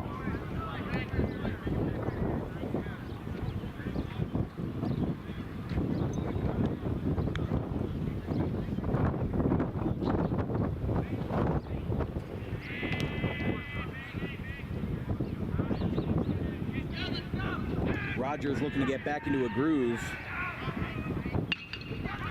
And that is a ground ball to third. Throw across in time. And Fayette takes care of business. 2 up, 2 down. I think we're finally starting to see, now that the chaotic innings have come and gone, this has now turned into a pretty stable and pretty simple game. Dan McMaster now coming out, and I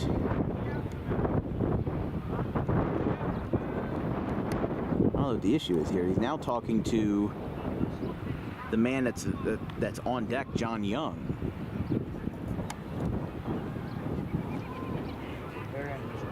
I don't know, because he had his hands up. I thought he was going to argue with the umpire, and I'm like, well, there was no way that he was safe at first. He was out by, you know, at least 6 steps. So I'm like, wait a second, why are we having this debate? But he went to just talk to John Young real quick.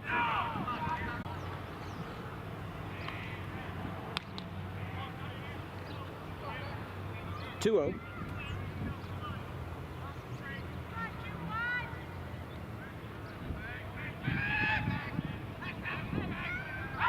And the pitch. Gets in there just above the knees, 2-1. The Thank You Classic is right around the corner next weekend. It will be one of our most prestigious weekends of the South Jersey baseball season, if not the most prestigious, because we've had 7-game weekends before. Well, how about 8-game weekends? Because we've got 2 games on Friday, 4 games on Saturday, and 2 games on Sunday.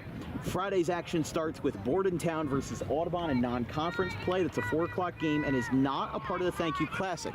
The 7 o'clock game down at Belmar Rec, we'll pack up our equipment and move right over there. It will be Haddon Township and Timber Creek. Now, if the situation arises to where the Bordentown Audubon game runs too long for us to pack up the equipment and move to Township Timber Creek over in Belmar, we will scrap that game. Both coaches are aware that that game is very contingent on Bordentown Audubon finishing in a timely manner. That's a base hit in the center at the bottom of the order. And Andrew Bechtel gets aboard with 2 down.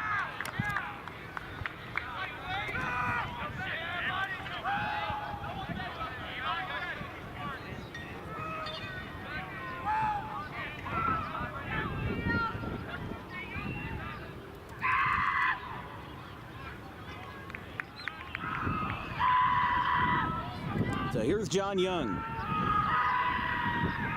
Still 0 for 2 with 2 strikeouts and a walk. That's rocketed down the line foul. I think he's starting to get a little better contact off of these guys. He just wasn't seeing Christian Williams too well.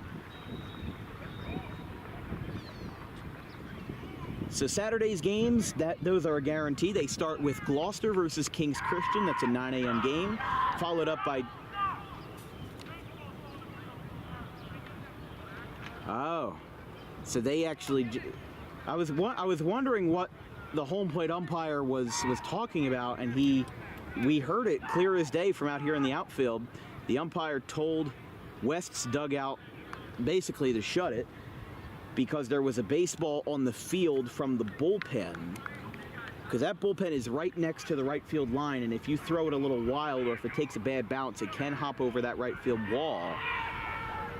So they were just, like, he literally put his hands up and said quiet. Throw back to first, not in time. I mean, West dugout has been very loud, but in a good supportive way. As far as I can tell, they haven't been knocking those guys down. You know, you can't really yap that much when you're down by 6, but when you're up by 2, it's kind of fair game.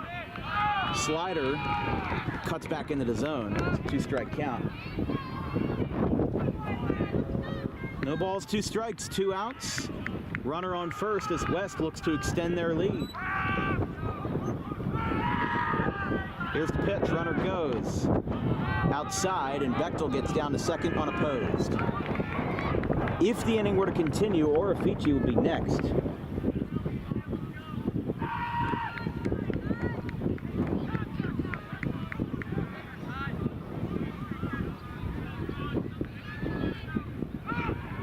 Hot shot by Young. That one goes down the right field line and foul. Orafici, the on-deck batter, is 0 for 2, but he does have an RBI on a sac fly in that 4-run second inning. The sun popping back out after a band of clouds passed over. It's a beautiful day, a beautiful Monday afternoon here at West.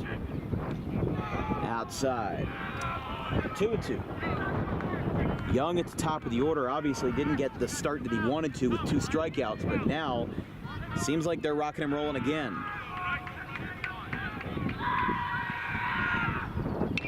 Young, sky high. This one's gonna stay in the infield. Who's got it? Diving! Nobody's got it! It's picked up, now Young goes down to second, there's nobody there! 10-7.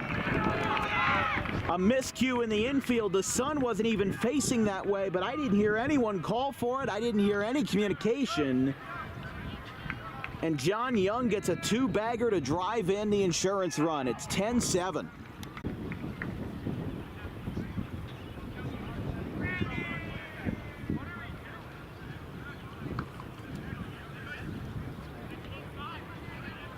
So here comes an infield mound visit here for Rogers. As Cherry Hill West leads by 3 runs in the bottom of the 5th.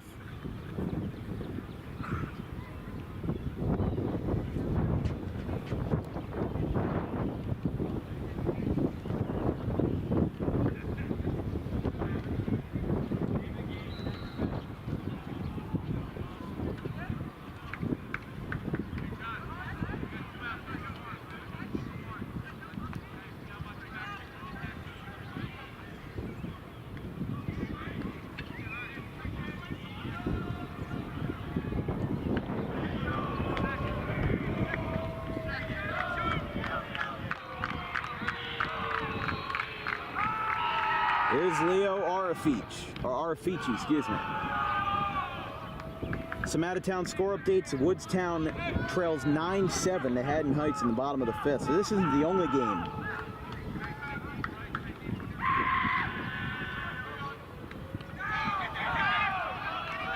That one goes to the backstop. And now Young gets to third.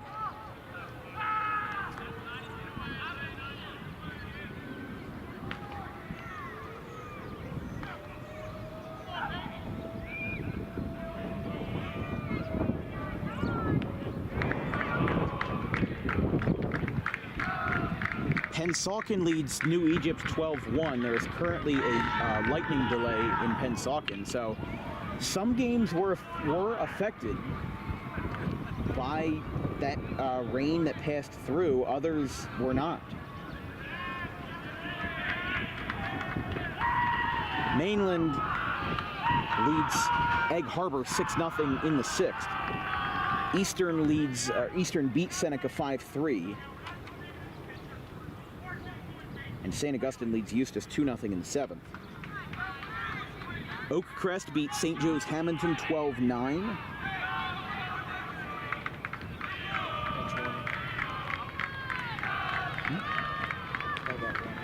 They gave another bench warning. Oh, hit by pitch. And how about it? Rogers drills Orifice. And now 2 runners are on.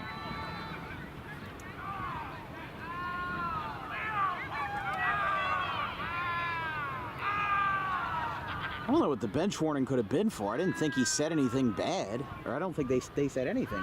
I think sometimes they'll call them if they're getting too loud. Well, isn't that the point of supporting your teammates? It is, but it happens. It happened at Audubon 2 weeks ago. Yeah, I don't know, but PVI switches out another pitcher. They put on their 4th man of the night, number 50, Tyler Histing, the 6-foot, 200-pound senior. Cherry Hill West, with 2 runners on, looks to break this game wide open. It's 10-7 in the 5th.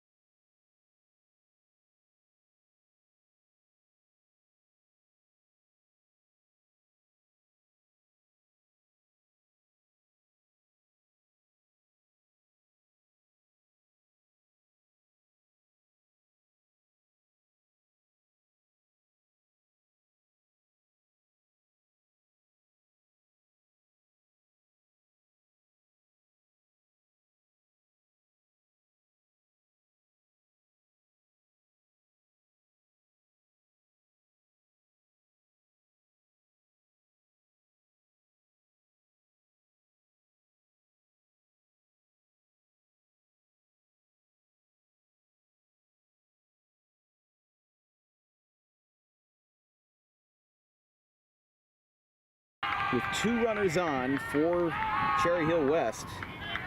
Williams, and then they turn it over to Van de Zilver, and then back to Rogers, and now to Histing.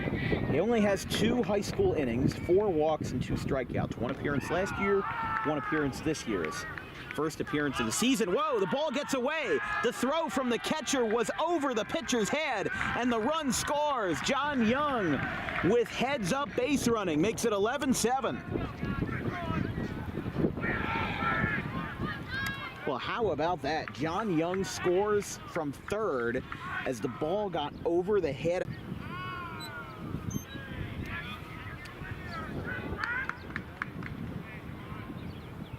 Here's the pitch. That one got him in the back. We've got to count how many plunkers they've got tonight. Free ibuprofen for the whole team. 2 runners on now. The home plate umpire just talked to Histing, and now has talked to Dan McMaster as well. I mean, you can tell all of these are unintentional. First of all, you're down by 4, so why stick a knife further into the wound? And second of all, I mean, it's just that the control is not. It's either wild pitches or hit by pitches. And that doesn't help you, that doesn't give you any favors. Here's the pitch. See, that's what I'm talking about, high and away. If a righty was at the plate, does that hit him in the head? I don't know, but after Marachi was hit by a pitch, that was the 2nd one in a row. And both runners on base for West have been the product of a painful free base. Here's the pitch to the cleanup man, Fournier, who had a 2-run home run back in the 4th. Now, distance presented by DWB Analytics was 334 feet. Just got over the right field fence, literally by about a foot. Just cleared the right field wall. A line drive launch angle was probably under 15 degrees, if I had to guess. Cherry Hill West is a hitter-friendly ballpark. It's 404 feet to center field, one of the deepest in South Jersey. Haddonfield is 401. Gloucester Catholic, of course, is 472, but we don't talk about that. That's Polo. That's South Jersey's Polo Grounds right there. Here's the pitch. He knew it. It's ball 4. He had 1 foot out of the box by the time that pitch was down, and it's ball 4. Bases loaded again.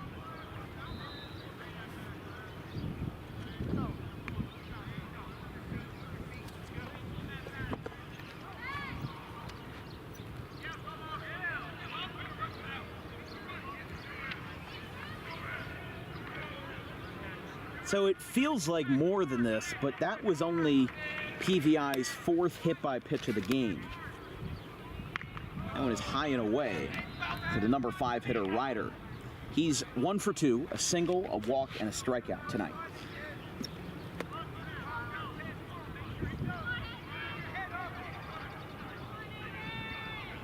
Now, what makes it feel like more is that Cherry Hill West has also hit 4 PVI batters. There's a ground ball. They could turn 2 here, but they won't need to. That's the 3rd out. Man, so exciting. We're keeping track of the outs in the wrong way. Fielder's choice at second retires the side. Cherry Hill West gets another couple runs on the board here, leading by 4 after 5.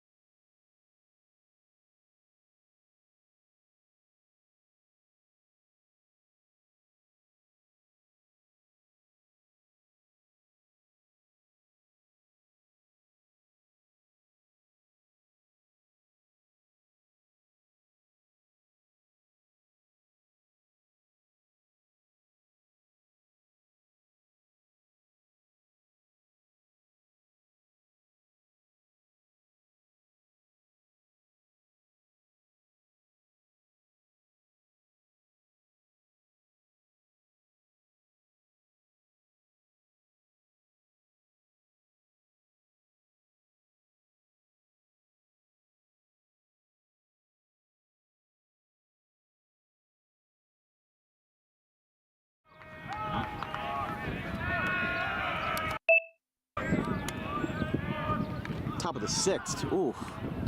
And excuse me, swing gets a piece of everybody. I thought they just hit the knob of the bat. It didn't sound like it hit the knob of the bat, but Nick Shear, Ryan Fayette, and Petrillo.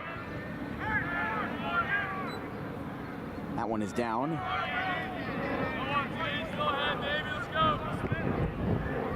1-2.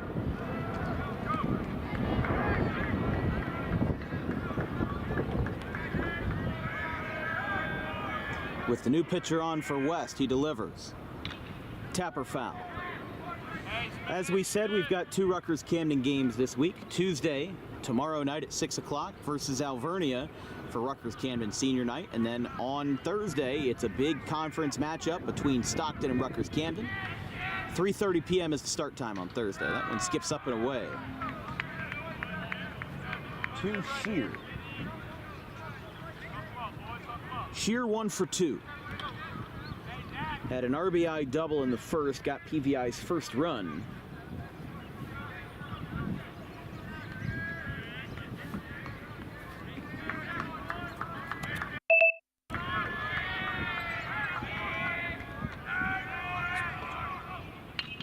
Ground ball out to third, picked up by Ryder. No, he boots it. And that'll be an error. The first error of the game by West. 1 error for each team here.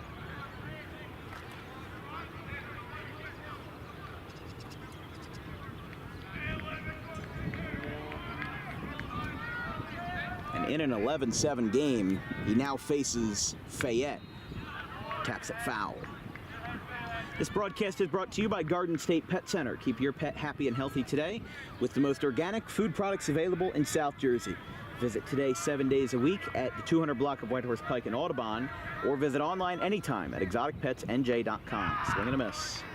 Of course, big news out of the sports broadcasting community that John Sterling has announced his retirement at the age of 85, effective immediately.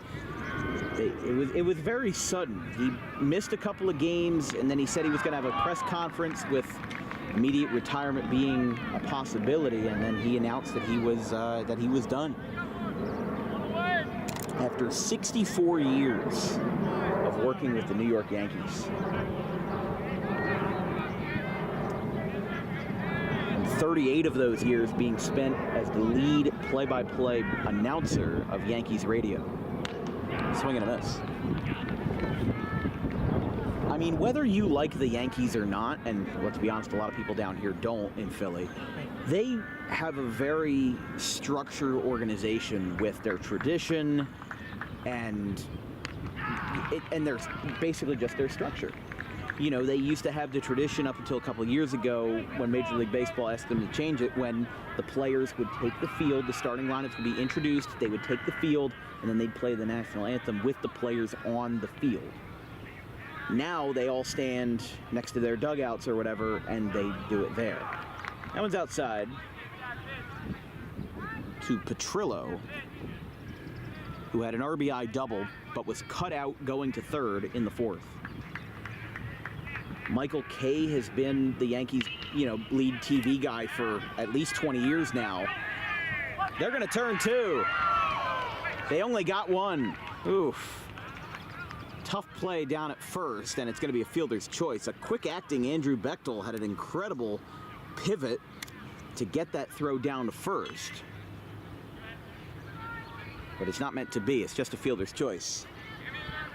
And now Dan McMaster is looking for an explanation there.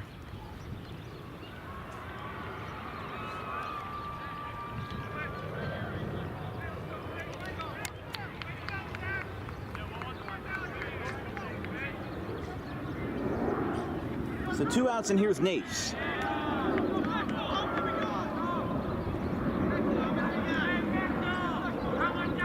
He is 0 for 3 tonight with a strikeout and 2 groundouts. Inside. 1-0. So 2 away, and Cherry Hill West leads by 4 in an 11-7 game. What has been an no doubt thriller. There's a strike. 0-2.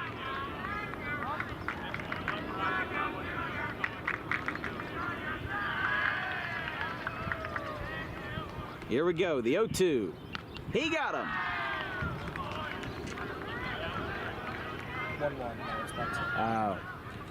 Come on, Dom. Making me look like a fool out here. Oh, man. 1-2. Here's the 1-2. This time, ground ball to Bechtel. Picked up. Throw to first. Is in time. So that'll take care of it. Either way.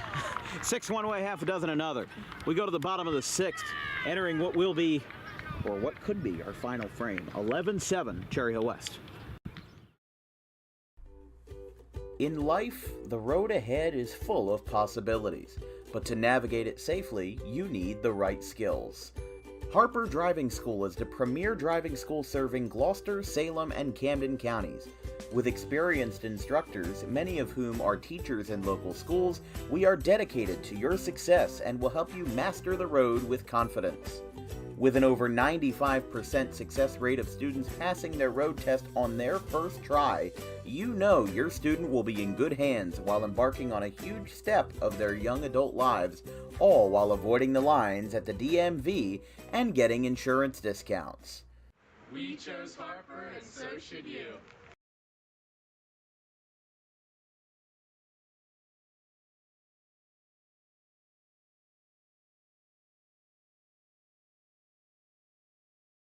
Tommy D's Home Design Center has opened a second location on Creek Road in Belmar, operating in Philadelphia for over 25 years and now expanding into South Jersey. Tommy D's is the place to go for kitchen cabinets, countertops, and cabinet accessories, heavily discounted compared to big box retailers. Stop in, take a seat, and watch as our experienced kitchen designer makes the kitchen of your dreams right in front of you. Tommy D's is the best in the business for quality kitchen countertops and cabinets that fit all budgets. Call us today at 856-210-9. Cherry Hill West leads 11-7 in the bottom of the 6th inning. They brought 8 men to the plate in the 5th. And now from a 3/4 angle, one's outside. Haddon Heights had a 9-run inning to force a mercy rule. They win 17-7 over Woodstown. Another 17-7 score, Pittman over Wildwood. That was the final. St. Augustine wins 2-0 over Bishop Eustace. Now, Pennsauken wins over New Egypt 9-1. You might ask, well, why is that the case? Because it was 12-1. But the score reverts back to the first full inning. Ooh, that one went behind him. It reverts to the last full inning before the delay. So it doesn't stop right away.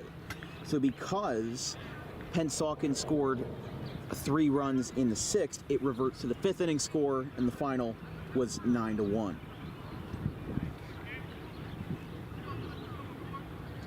And Mainland did shut out Egg Harbor 6-0.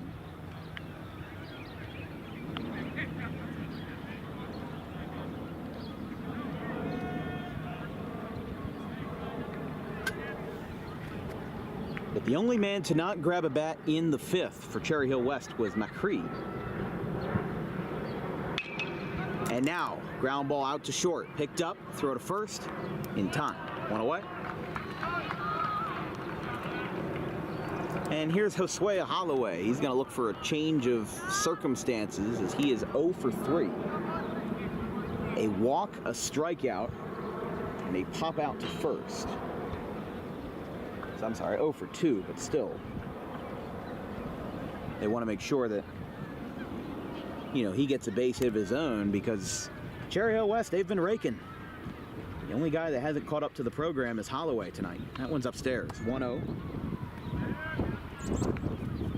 For the Thank You Classic this upcoming weekend, Saturday's games will be Gloucester versus King's Christian. That's a 9 a.m. game. Then Red Bank Catholic and Gloucester Catholic at 11:30. St. Peter's Prep and Cherokee at 2. Those 3 games are all at Joe Barth Field in Brooklawn. And then the 7 o'clock game, we move to Belmar Rec for Delsey versus Notre Dame. Sunday's games are Toms River East versus Bayonne. That's a 2 o'clock start on Sunday. Ooh, that one's inside too. Holloway is having to duck down in at least 2 or 3 of these pitches, but it's 3-0. But the last game of the weekend is going to be Pope John versus Donovan Catholic. That's a 4:30 p.m. game on Sunday, the 21st. Ball 4. Holloway walks for the second time, and he gets on base. With 1 out, this brings up Hayden Baker.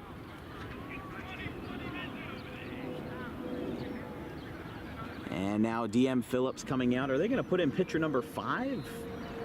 Not sure. There is some shuffling in that dugout, and they will make a pitching change. We've been here for a while, but PVI will just stick with the program. Pitcher number 5 for the Eagles. We'll take a quick break in the bottom of the 6th. 11-7, Cherry Hill West.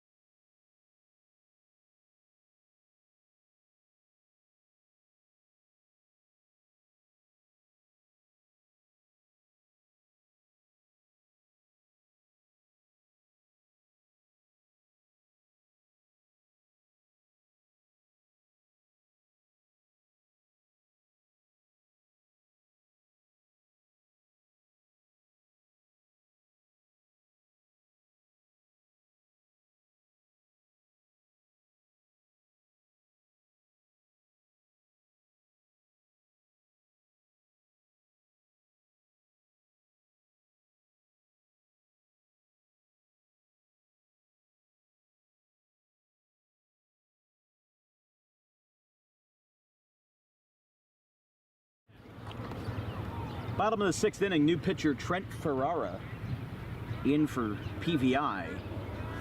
He has 4 1/3 innings pitched this year, 12.92 unfavorable ERA, 8 earned runs, which was in their 11-1 loss to Seneca and their 8-4 win. And now that throw gets down the first base line. They went for a pickoff move. They didn't get it. And now Holloway is going to advance to second. So an E1 now puts the runner back in scoring position for Cherry Hill West.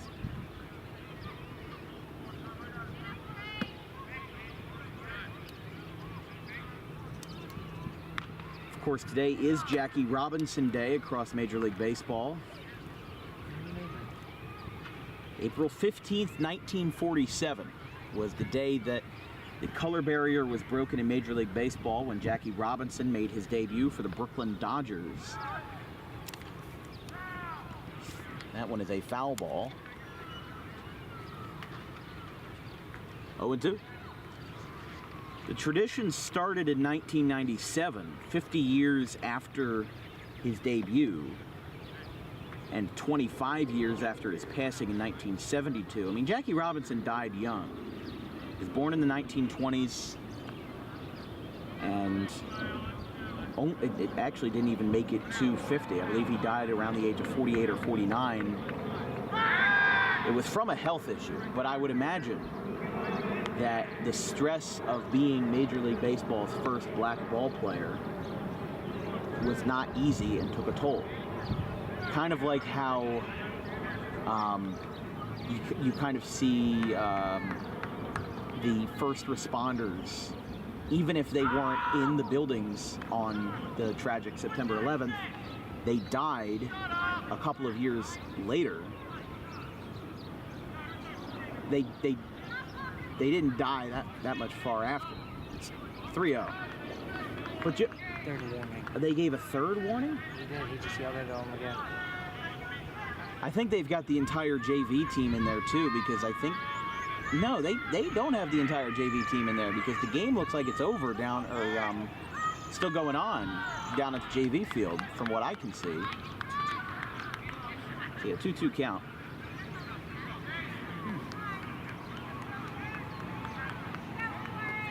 But Jackie Robinson in 1972 died of a heart attack.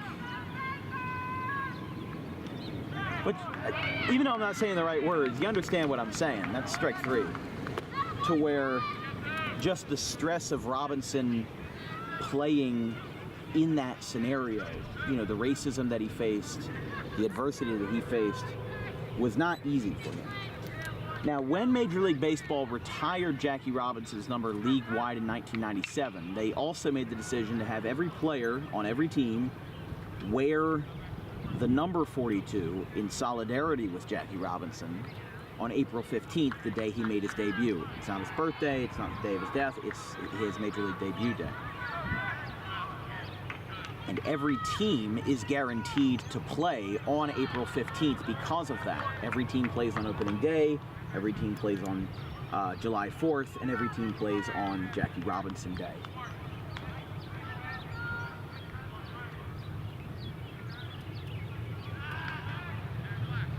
He stepped off there.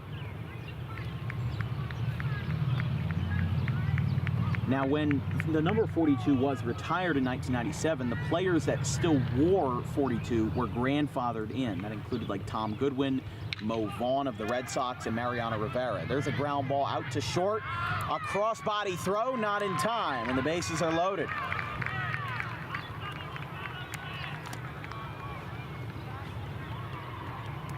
So an infield single for Bechtel, and this brings up John Young again.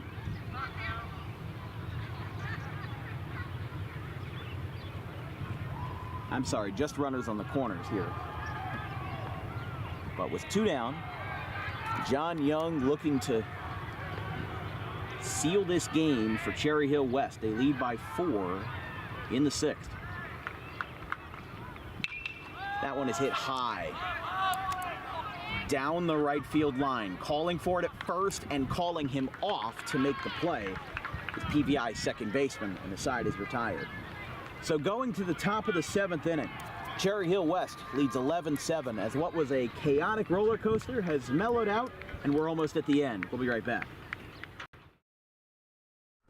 Garden State Pet Center is an independently owned full-service pet store. Our specialty is promoting companionship between people and animals by providing the healthiest product choices available, including all-natural foods, supplements that support and relieve health issues, and innovative products for pet parents. Our goal is to provide our customers with a relaxing environment, and while we're not striving to be the biggest store on the East Coast, we're striving to be the best. No other pet store will make you feel at home like we do. At Garden State Pet Center, we view pets as members of the family. We don't believe in fast, high-pressure sales, but instead matching up the right pet with the right owners, as you are making a lifelong commitment. Together with our team members, we would like your visit to our store to be both enjoyable and educational. Simply drop in and take a look around. View the birds, reptiles, small animals, toys, food, cages, and miscellaneous items. Learn of the services we have to offer and decide for yourself if this is the store you'd like to call your home away from home. Victor Santucci, owner of Garden State Pet Center. Visit us today at 226 South Whitehorse Pike in Audubon, New Jersey. We're open 7 days a week for all of your pets' needs.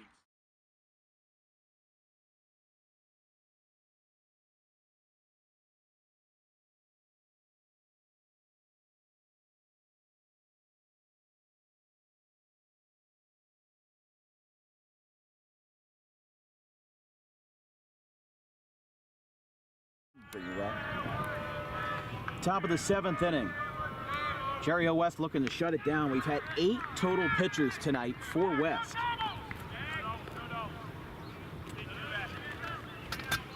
As it'll be Taylor, McGravy,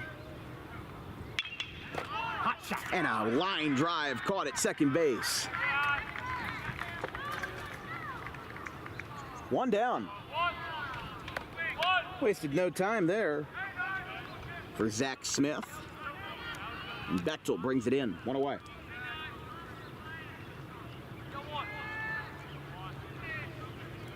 So here's McGravy. He's 0 for 2, a walk and 2 groundouts tonight. PVI would fall to 4 and 3 with a loss. And after winning 4 straight games and a tough 8-4 loss to Camden Catholic on Saturday, they're going to look to rebound versus Camden tomorrow, Delsey on the 18th, and then Lenape and Eastern on the 23rd and 24th, respectively, for their next 4 games. Cherry Hill West, before they go down to Myrtle Beach, they've got 2 more games to play, 1 at Winslow and 1 versus Cherokee at 3:45. That's at the 19th. They play 3 games at Myrtle Beach on the 23rd, 24th, and 25th, and then they come back at Shawnee on the 26th for an out-of-division game. 3-1. This broadcast is brought to you by Tommy D's Home Improvement. Visit today to make your dream kitchen come alive with the best wholesale kitchen cabinets and countertops at heavily discounted rates. 3-1. Strike 2. That was another classic case. He dropped the bat and didn't get the call. Visit today, 612 Creek Road in Belmar, or visit online at TommyD'sHomeImprov.com. Here's a fly ball hit out to right center field. Both of them call for it. Wow. That was synchronized right there, and Fournier becomes the dominant man and makes the catch. 2 down. We're down to our last call.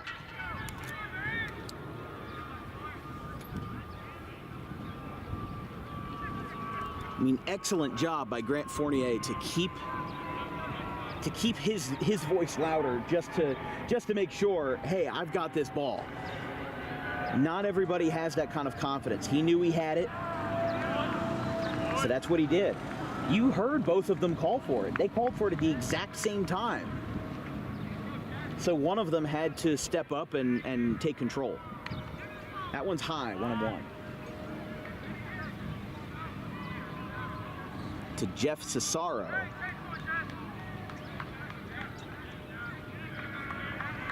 He's 1 for 2 with a single and a strikeout. There's a strike.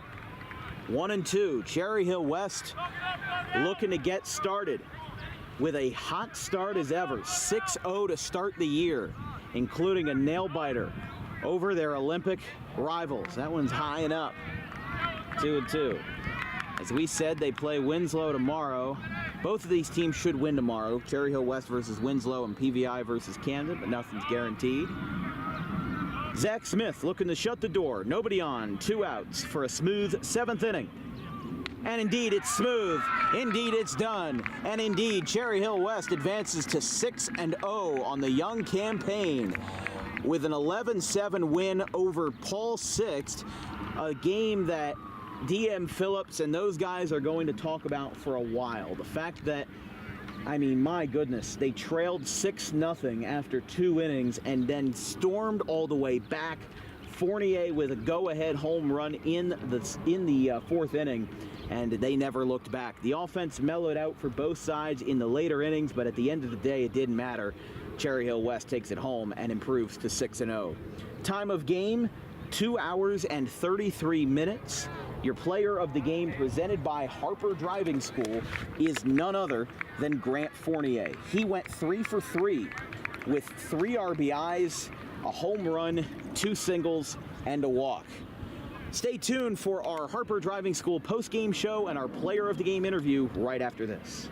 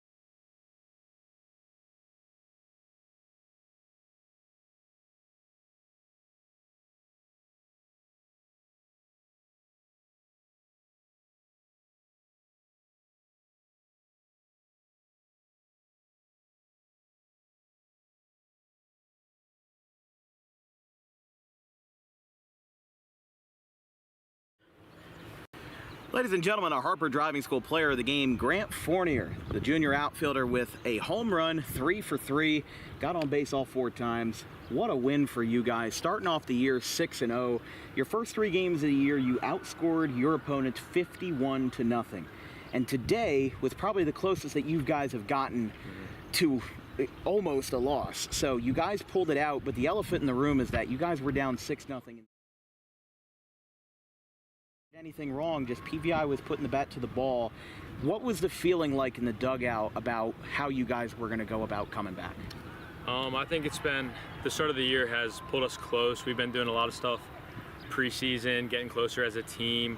I think every one of these guys loves one another, and even though we were down decent deficit at the after the second inning, I don't think there was ever any, we never wavered.